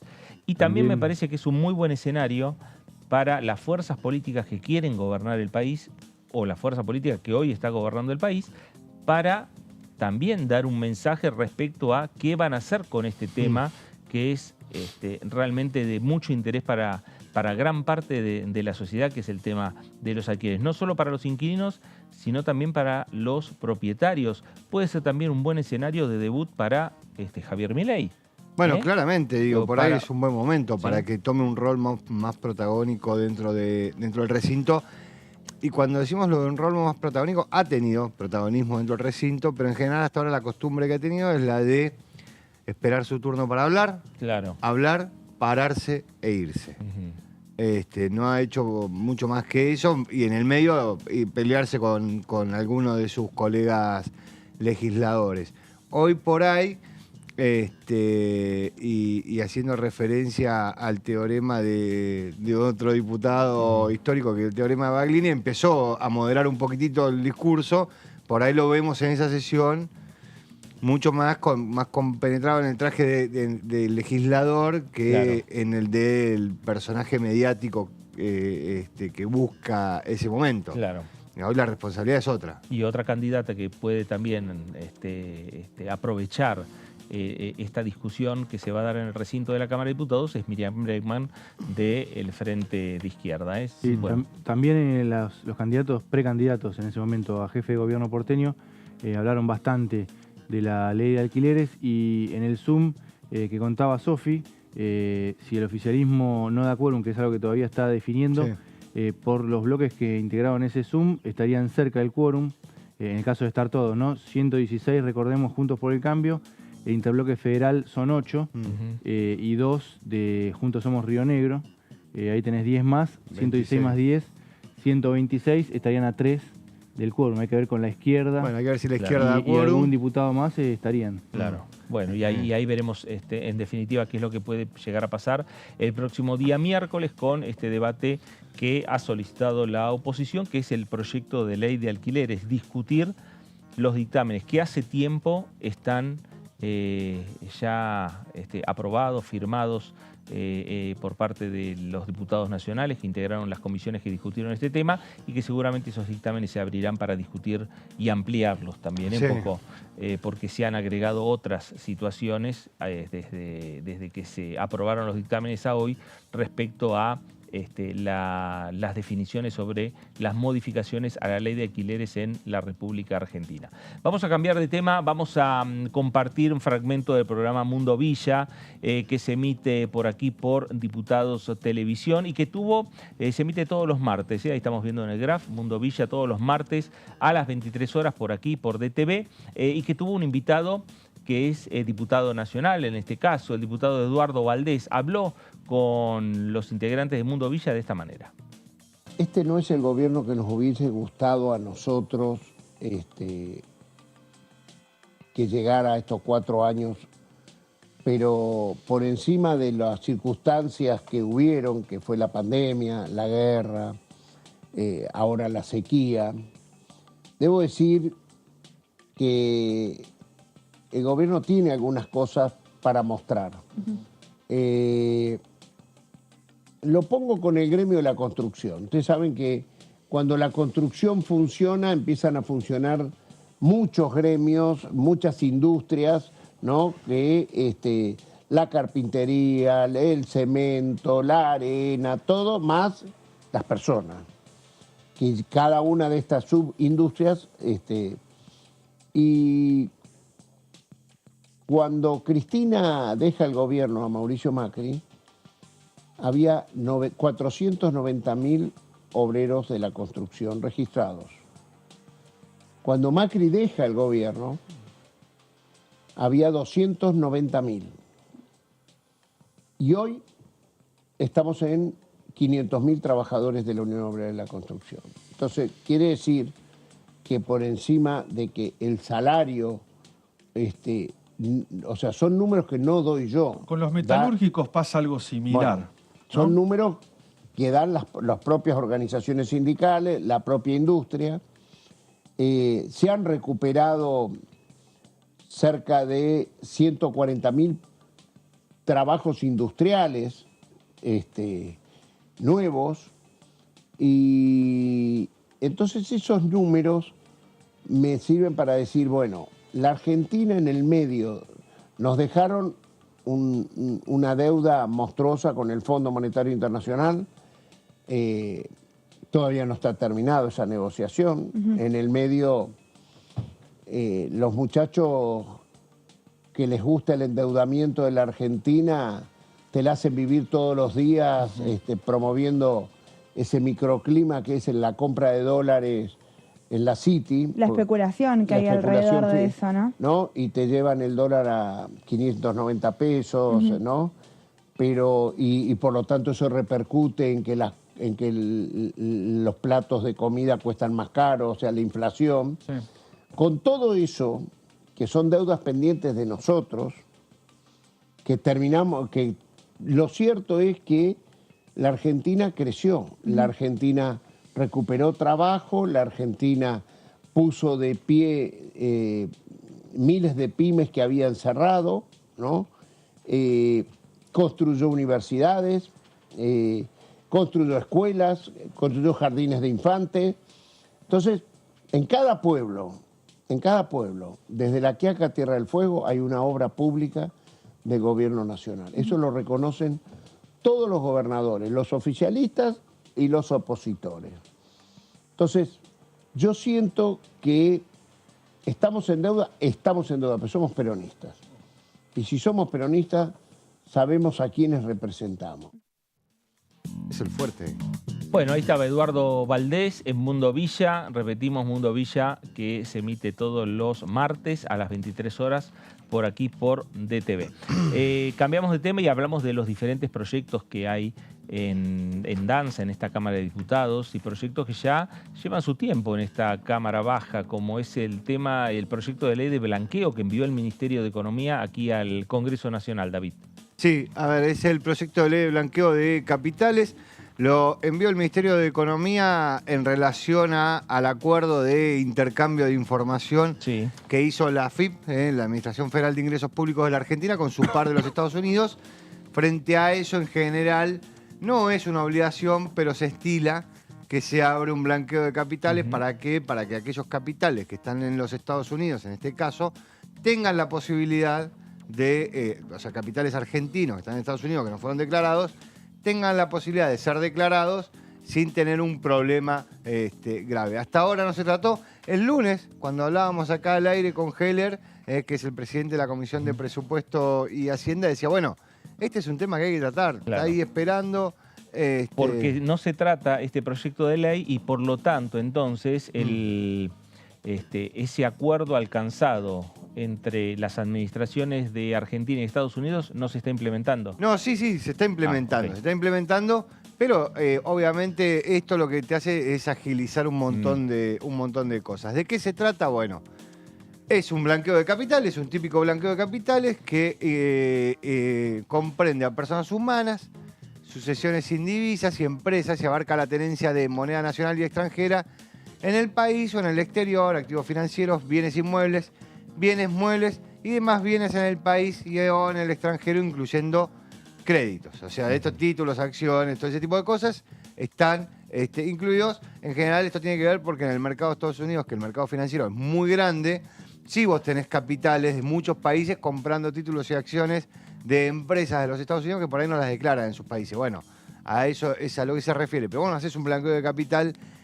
exclusivamente para los capitales que están en un país en particular. Vos haces un blanqueo y que entre todo el que pueda entrar, tanto sea de acá como de Estados Unidos, como de Uruguay, como de Bolivia, Paraguay o el lugar que sea.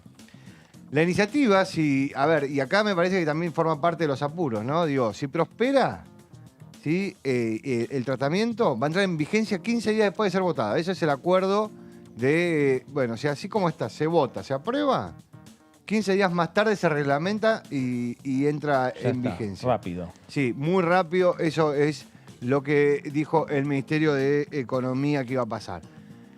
Ahora, ¿qué es un blanqueo de capitales? Un blanqueo de capitales es que te perdona, el Estado te perdona la comisión de un delito, que es que vos no declaraste lo que tenés y por eso no pagaste impuestos, ¿sí?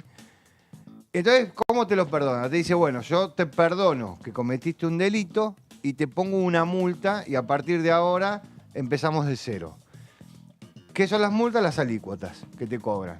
Van a ser del 5% desde la entrada en vigencia hasta transcurrido el plazo de 120 días corridos, no de lunes a viernes, sino 120 días corridos. 4 meses. 4 meses de la puesta en marcha del blanqueo, 10% para los bienes declarados desde el vencimiento del primer plazo a los próximos 4 meses y 20% para los bienes declarados del segundo plazo hasta los otros 4 meses corridos. Un año dura el blanqueo. Claro. ¿Sí? Un año desde que se aprueba, 15 días más tarde se publica ya reglamentado y de ahí en adelante un año es lo que va a durar el blanqueo de capitales. En el caso de aquellos bienes, que lo vamos a ver en la placa siguiente, que fueron detectados en el exterior y no declarados, porque acá es el intercambio de información que vos tenés con los Estados Unidos, lo que sucedía hasta ahora es que vos tenías ese intercambio de información, pero tenías que ser caso por caso. Entonces, la AFIP le tenía que decir a la AFIP de los Estados Unidos, mirá, contame qué tiene Fernando Fracchelli en los Estados Unidos. Claro. Entonces le contestaba a ese caso en particular. Que no busque, no hay nada. Bueno, vamos a preguntar. Bueno, no sabe, bueno. Vamos a preguntar, no se haga así, Está no bien. busque, no hay nada. Sí, está claro, nadie puede Claro. alegar. Pero bueno, vamos a preguntar. Después vamos a llamar al titular de la AFIP y le preguntamos. Pero no, a ver, lo que pasaba era que era caso individual. Ahora no, ahora lo que le dice es, la AFIP le dice a la AFIP de los Estados Unidos, mirá, necesito saber Claro. qué tienen todos estos argentinos en los Estados Unidos. Y le responde con el paquete entero, digo, no es que le hace un caso Claro. por caso. En el caso de aquellos bienes detectados en el exterior y no declarados, van a pagar una tasa del 7,5% en los primeros 120 días. Es un 2,5% más que si lo declaraste. Claro.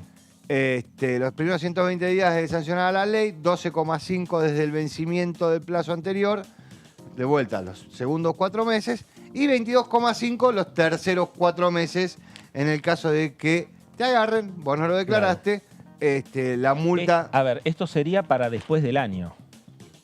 En el caso de aquellos, claro, una vez que termine el blanqueo de capitales, vos no tenés opción, digo. Claro. O sea, ahora, ojo, porque acá hay una trampita, por esto que vos decís. Yo voy recibiendo información. Y encuentro que Fracchelli tiene una casa en Las Vegas. Florida, en Florida. Ahora que está Messi. Acá mejor. dicen que te gustaba mucho el tema del casino Bueno. y eso, entonces por eso elegimos Las Vegas. Florida, listo. Florida. Tiene una casa ahí. Fort vive Lauderdale, Messi donde está y Fracchelli. La cancha de... La casa de Messi y la casa de Fracchelli. A ver, la FIP te llama y te dice, yo tengo esto. Ahora, te dice, declárala. Es tu responsabilidad Claro. ahora. Ya no hay muchas vueltas. Puede ser que la declares, puede ser que no. Frente a eso te pasa todo esto. En el caso se va a establecer un régimen simplificado también para el blanqueo, porque no es lo mismo, ahora más allá de los chistes, digo, no es lo mismo aquel que tiene una propiedad en Miami que no la declaró, que aquel que tiene algunos dólares ahorrados que no los declaró. Digo, no es exactamente lo mismo, y lo vamos a ver en la placa siguiente, que es un régimen simplificado con una alícuota especial del 1,5% aplicables a personas humanas, no a sociedades, a personas humanas que exterioricen tenencia de moneda nacional y o extranjera y el monto no supere el 35% de los ingresos anuales promedios de los últimos 3 periodos fiscales y con un tope de hasta $50.000. O sea, alguna persona que tiene 50.000 dólares en su casa o en una caja fuerte guardados que no los declaró, los va a poder declarar, va a pagar el 1,5% de esos 50.000 dólares y va a quedar en línea con la Administración Federal de Ingresos Públicos. ¿Quiénes quedan excluidos de este régimen? Quedan excluidos únicamente del régimen simplificado los contribuyentes alcanzados por el aporte solidario, o sea, aquellos que pagaron. ¿Por qué? Porque eran las personas más ricas de la Argentina, con lo cual no pueden entrar en te declaro 50.000 dólares, no se puede. Tampoco van a poder ingresar al blanqueo, y esto es bastante interesante teniendo en cuenta los últimos blanqueos, ningún presidente o vicepresidente, ministro del Poder Ejecutivo Nacional, provincial, gobernadores, intendentes, jefe de gobierno de la Ciudad de Buenos Aires, legisladores nacionales y provinciales, así como los jueces del Poder Judicial de la Nación que hayan asumido sus funciones a partir del 1 de enero del 2010. ¿Sí? O sea, todas estas personas no van a poder blanquear absolutamente nada. Esto, digo, es bastante interesante. ¿Por qué? Porque deja fuera casi todo el Poder Ejecutivo a las autoridades máximas del Poder Judicial. Digo, los deja, no pueden entrar a nada. Y las familias. Y las familias, también. Sí. Y las familias, obviamente, los familiares directos. Controvertido en uno de los últimos blanqueos. Claro, digo, si el famoso mote que le puso Cambiemos Mauricio Macri a Massa tiene que ver con esa discusión. Que el Congreso de la Nación votó una ley de blanqueo en donde excluía a los familiares directos y cuando se va a reglamentar esa ley, el Ejecutivo, a cargo de Mauricio Macri, modifica eso y establece que los familiares directos podían blanquear capitales y por eso, por ejemplo, entró el hermano de Mauricio Macri y el primo de Mauricio Macri a blanquear capital. La iniciativa, bueno, lo que contábamos antes, surge luego del acuerdo entre la Argentina y los Estados Unidos que establece un sistema de intercambio de información tributaria que permite acceder a información cruzada sobre operaciones realizadas por sus ciudadanos en los respectivos sistemas financieros con el objetivo explícito de combatir la evasión fiscal. El proyecto debe ser analizado por las comisiones de Presupuesto y Hacienda y Finanzas que presiden los diputados del oficialismo Carlos Heller y Alicia Aparicio. Bueno, y que gracias David, porque Carlos Heller sí nos estuvo señalando en esta semana que es un tema para poder avanzar y que es necesario que avance este Congreso Nacional respecto a este proyecto de ley de blanqueo que está en las comisiones, como nos dijo David, tanto de presupuesto como de Hacienda de la Cámara de Diputados de la Nación. Nos vamos ahora a la provincia de Río Negro.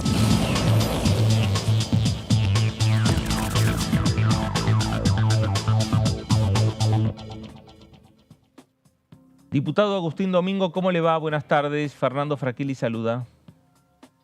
¿Qué tal, Fernando? Buenas tardes, un gusto saludarte. Muy bien, diputado, lo mismo. La agenda del Congreso podrá retomarse después de lo que fue ya las primarias, el calendario electoral provincial, teniendo en cuenta que recién en octubre tenemos las elecciones nacionales, pero tenemos un par de provincias que todavía faltan definir alguna elección provincial. Creo que la provincia de Río Negro también, ¿no? En algún municipio, Bariloche también tiene que definirse todavía en elecciones, pero ¿se podría retomar más intensamente la actividad en el Congreso? Bueno, esperemos que así sea. Efectivamente, en Río Negro ya tuvimos elecciones provinciales y queda pendiente Bariloche dentro de 3 semanas.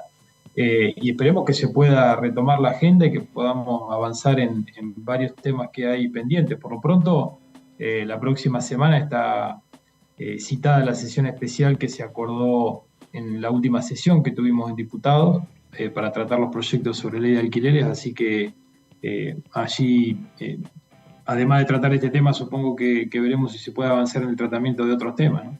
Pero bueno, esto nosotros como partido provincial y en una Cámara de Diputados tan dividida, la definición de cuáles son los temas que se pueden llevar al recinto, que se pueden incluir en un orden del día, depende más de los bloques mayoritarios, ¿no? Nosotros siempre estamos dispuestos a dar la discusión y a dar el quórum para tratar todas las leyes sobre todo aquellas que ya han tenido tratamiento en comisiones. Claro, pero también sin dudas debe haber algunos proyectos que el bloque de Juntos Somos Río Negro quiere llevar a la agenda de la Cámara de Diputados.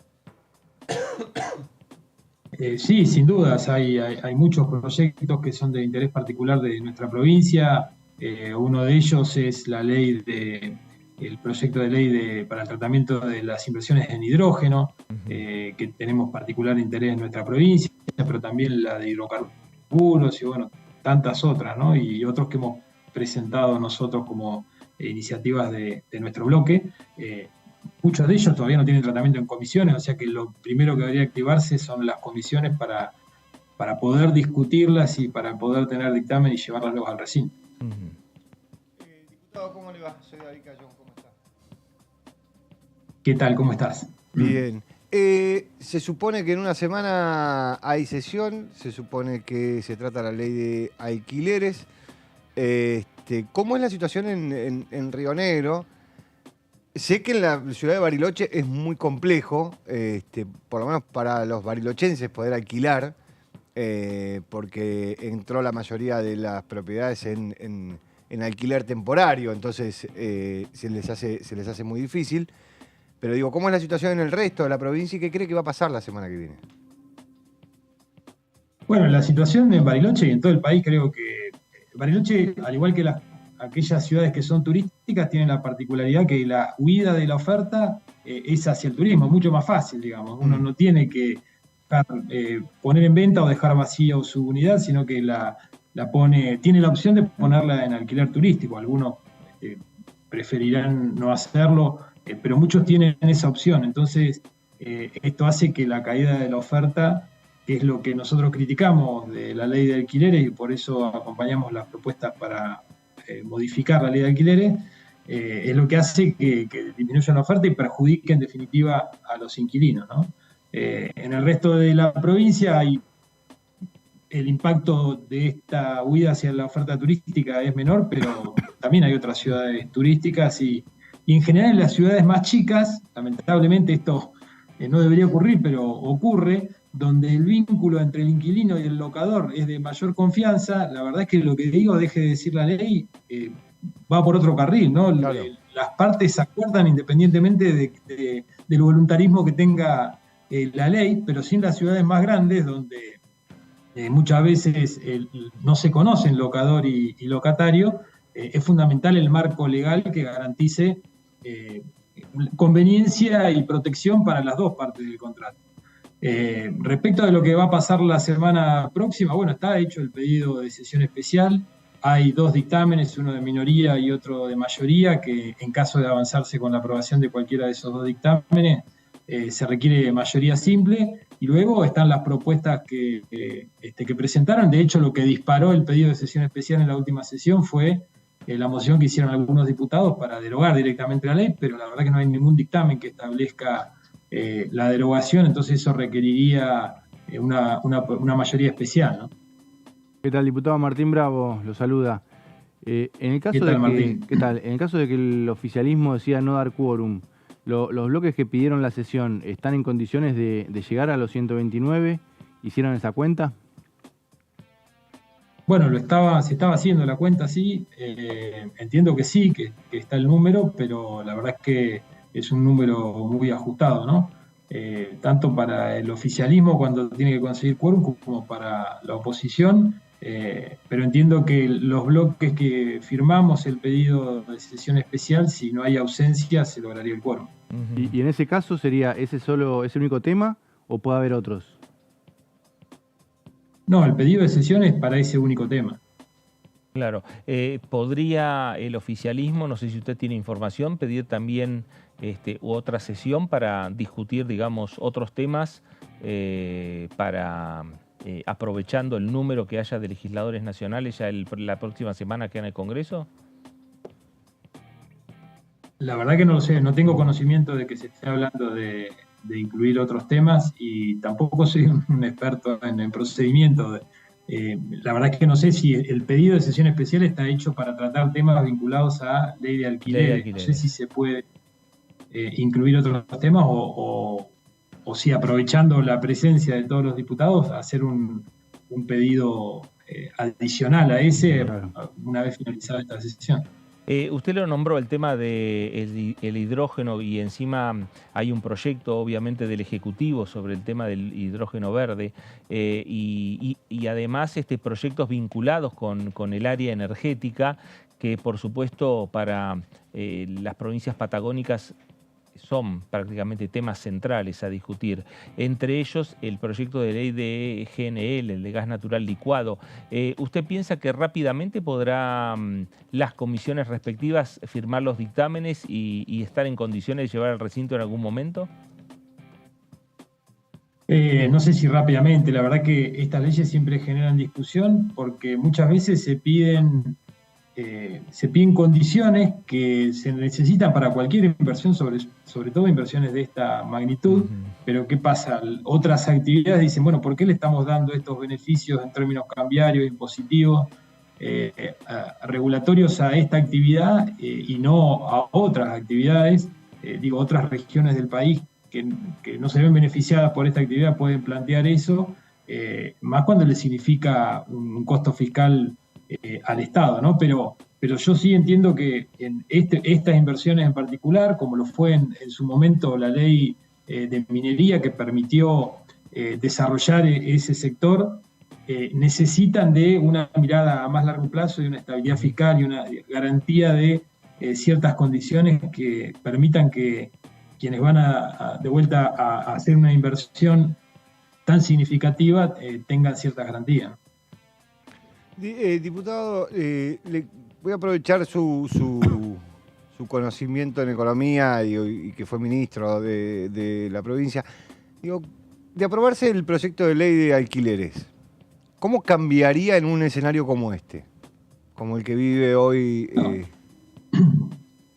Y la verdad que la realidad nos supera día a día. Efectivamente, el cambio en la ley de alquileres no produciría un efecto inmediato, porque estamos pensando en cambios que motiven a aquel que tiene un ahorro o al que está pensando en invertir en ladrillos a que elija colocar sus fondos en esa actividad. Y la verdad es que si estamos cambiando la ley cada 2 años, hasta que eso ocurra, hasta generar esa confianza para que efectivamente aumente la oferta, va a pasar un tiempo, no va a ser una solución mágica, pero yo por lo menos estoy convencido que esa tiene que ser la salida. El mercado de alquiler de inmuebles es un mercado en el que necesitamos menos intervención del Estado, menos regulaciones que ahuyenten a los ahorristas a colocar a hacer inversiones en esta actividad y de esa forma tener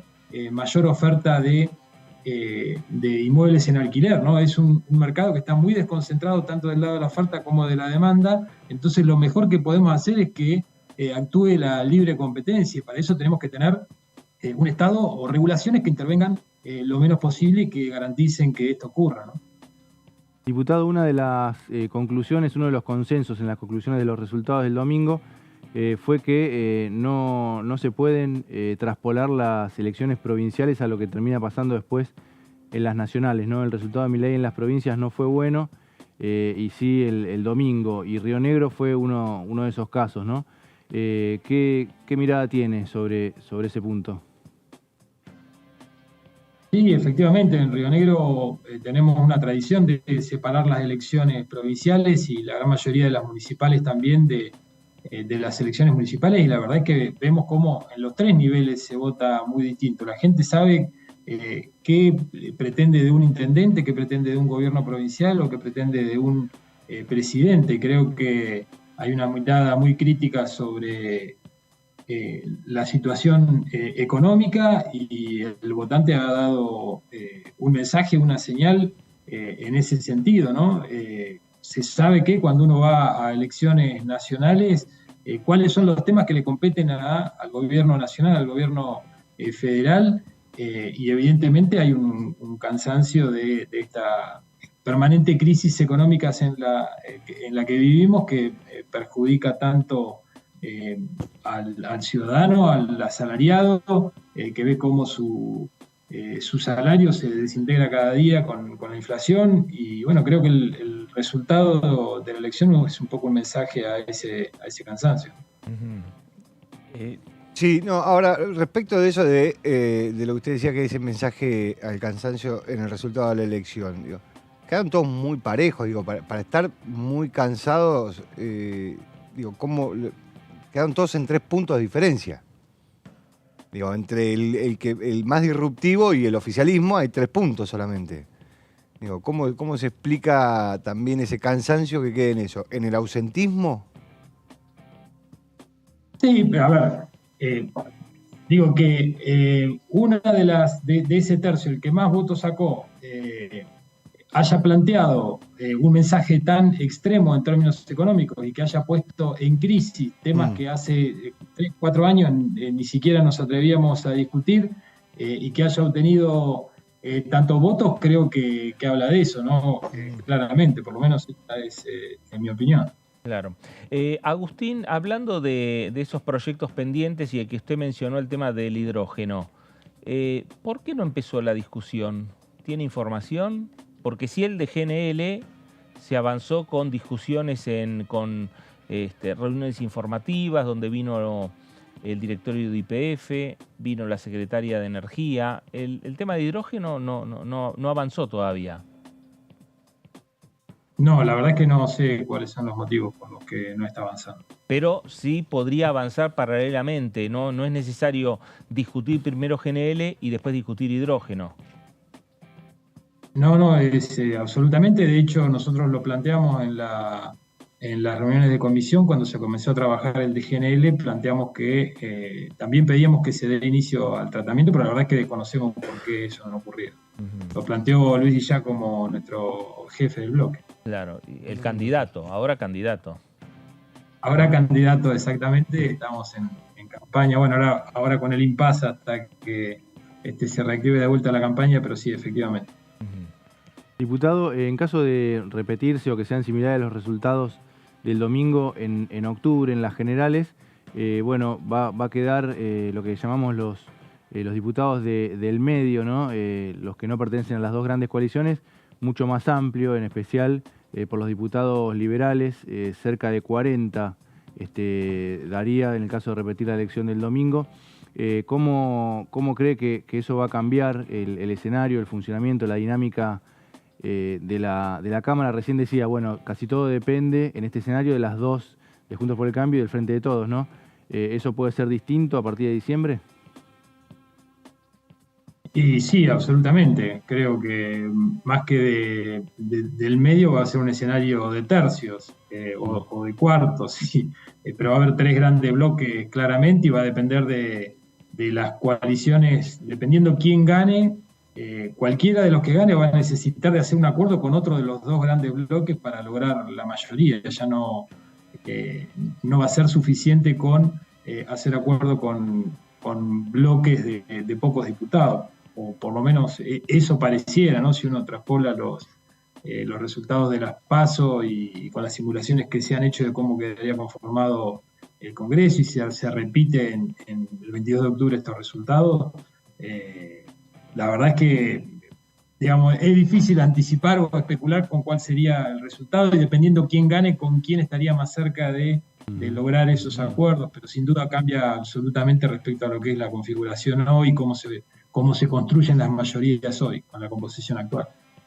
Ahora, y en ese escenario, como usted decía antes, bueno, por ahí los partidos provinciales, los bloques no definen y no pueden marcar agenda. Pero en esto de, bueno, ya no son 2 bloques grandes, sino que serían 3, 4 bloques. Un partido como el suyo, un bloque como el suyo, que hoy es preponderante en lo que lo que significa alcanzar el quórum, pero le cuesta llevar adelante una agenda o imponer una agenda. ¿Encontraría más espacio o no? ¿O debería también salir a discutir ese espacio con otros mayoritarios? Ni más ni menos, qué sé yo. Nosotros siempre planteamos cuáles son los temas que son de nuestro interés y más allá de lo más o menos gravitante que seamos para construir el quórum, siempre nos cuesta más a los partidos provinciales conseguir o poner en agenda los temas que que nos ocupan individualmente a nosotros, pero luego tenemos muchos temas en común con otras provincias, y ahí, independientemente de que sea el bloque oficialista o opositor, tratamos de trabajar en temas que son de interés común con otros diputados de otras provincias, ¿no? Pero indudablemente la configuración va a ser distinta, y nuestro peso a la hora de construir el quórum va a ser otro. Claro. Agustín nos dijo que en 3 semanas hay votación en la ciudad de San Carlos de Bariloche, ¿no? En el municipio de San Carlos de Bariloche. ¿Cuánto juega en esa elección de Bariloche la situación y el debate que hay respecto al tema del monumento a Julio Argentino Roca? Bueno, es uno de los temas que se discute, pero creo que hay otros temas que son más importantes para el ciudadano a la hora de elegir a un intendente, ¿no? Tema de transporte público, tema de el asfalto, del acceso a la vivienda, muy vinculado con la problemática de ley de alquileres, y la posibilidad de las familias de acceder a un lote, la planificación urbana.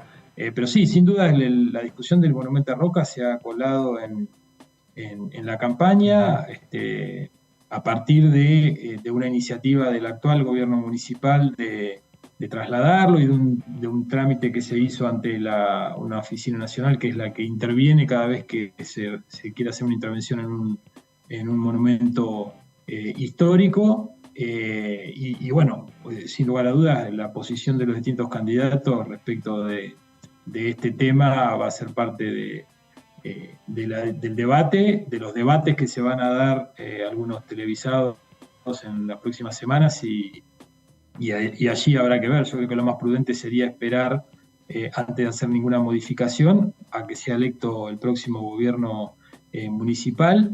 Y de vuelta, por lo menos mi opinión es que este no es un tema prioritario, la gente está más preocupada por otros temas, y en tal caso, si fuera un pedido de la gente de tomar una decisión respecto a qué hacer con el monumento a Roca, yo creo que debiera someterse a una consulta popular. Claro. Agustín, Juntos Somos Río Negro, ¿tiene una postura respecto a ese tema? Bueno, hay distintas miradas. De hecho, el intendente actual es de Juntos Somos Río Negro y es el que propuso el mover al monumento. Yo la verdad que no estoy de acuerdo con eso. Creo que sí debería protegérselo. Vamos a la ciudad de Buenos Aires y vemos cómo todos los monumentos están cercados, protegidos de alguna manera, y se evita que sean vandalizados. Y la verdad que vemos el estado de deterioro que tiene el monumento aquí en Bariloche, y eso no es admisible. Pero bueno, entiendo que puede haber otras miradas, pero como es un tema tan discutido y que divide tanto, yo creo que si se quiere hacer algún cambio, debiera ser sometiéndolo a consulta popular. Diputado, volviendo al punto anterior sobre la capacidad de los bloques chicos para imponer agenda, si tuviera que hacer una suerte de balance de los últimos años, ¿cuáles fueron los proyectos que consiguió que avanzara Juntos Somos Río Negro?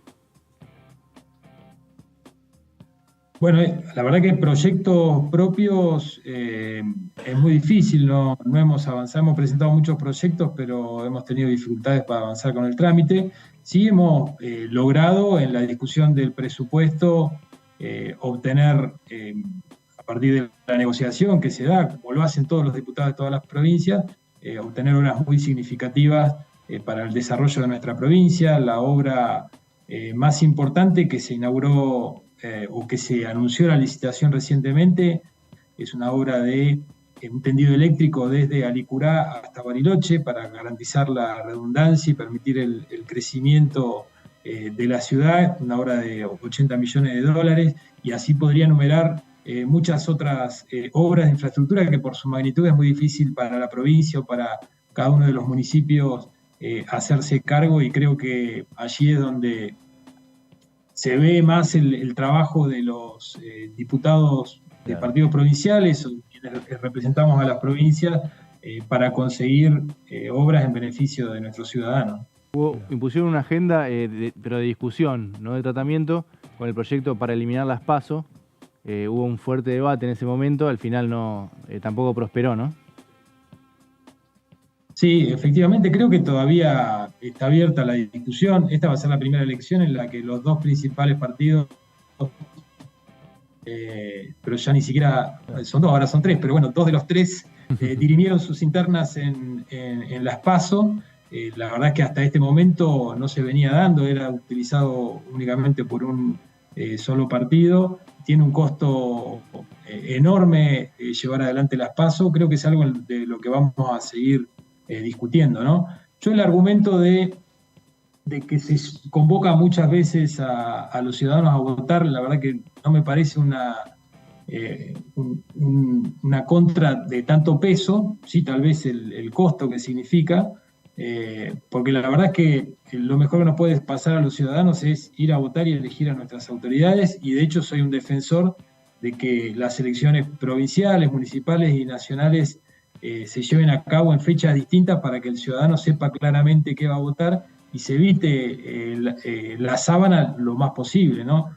Es muy difícil con las listas de legisladores, pero sí lo podemos evitar convocando a votar en fechas distintas los distintos niveles de gobierno, y creo que en ese sentido eso fortalece la democracia.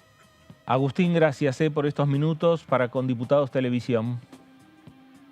Por favor, Fernando, gracias a ustedes. Gracias. Agustín Domingo, diputado nacional de Juntos Somos Río Negro. Bueno, haciendo un análisis no solo de lo que fue la elección, sino también de la agenda que se viene en el Congreso de la Nación y mostrándonos que el calendario electoral no termina. No. Para Río Negro, Bariloche es importante, es sumamente importante.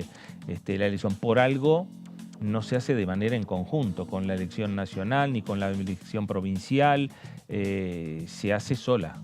Solo se elige el intendente de San Carlos de Bariloche.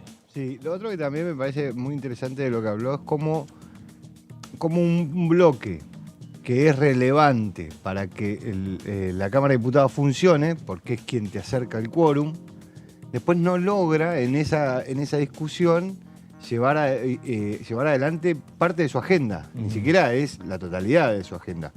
Parte de su agenda y queda metido en la discusión de, en este caso, los dos bloques mayoritarios. Pero que sin la existencia de el bloque federal y este bloque provincial, que son ambos bloques de diputados provinciales, el resto no podría acceder a nada. Pero sin embargo, la agenda provincial queda corrida a un costado, no logran avanzar en ese tema. Claro, exactamente.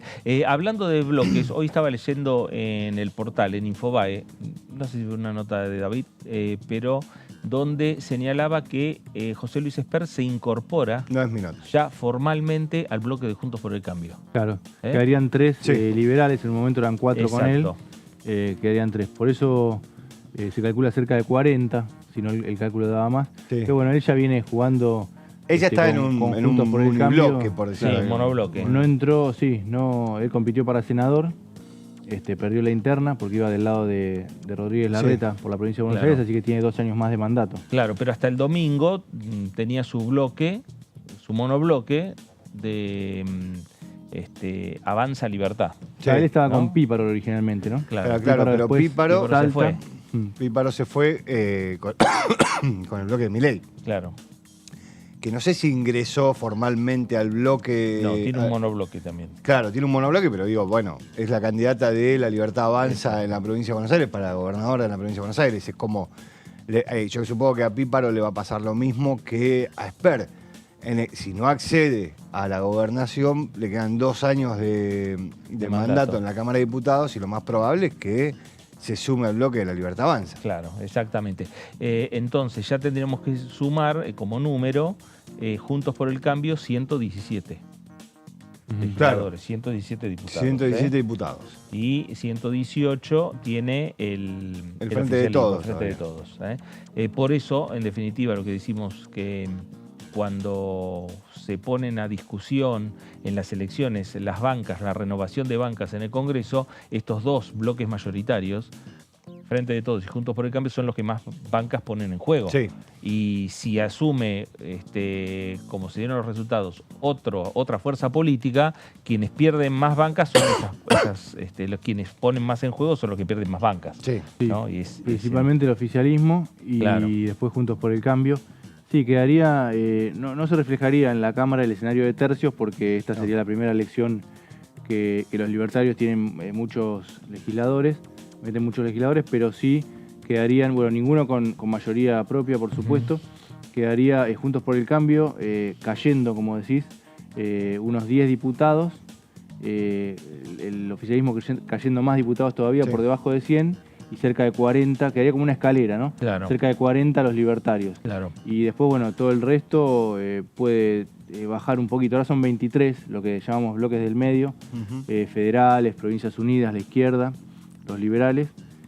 Puede quedar un poquito menos. Claro, y ahí también las discusiones puertas hacia adentro de cada uno de los bloques debe ser pensando, digo, falta todavía un montón, pero pensando a diciembre, por ejemplo, me imagino el radicalismo pensando también quién va a ser el hombre, la mujer que reemplace a Mario Negri, ¿no? Que se está yendo. Teniendo en cuenta que se supone que para diciembre el bloque de Evolución y el bloque de la Unión Cívica Radical se juntan. Claro, ahí también, ese es otro dato importante. Bueno, los temas que transcurren por estas horas aquí en el Congreso de la Nación. David, gracias. Gracias a vos. Martín, gracias. Gracias, buenas tardes. A usted también, gracias por estar ahí. Quédese en sintonía, quédese en Diputados Televisión. Esto fue El Análisis por aquí por DTV. Gracias, nos encontramos.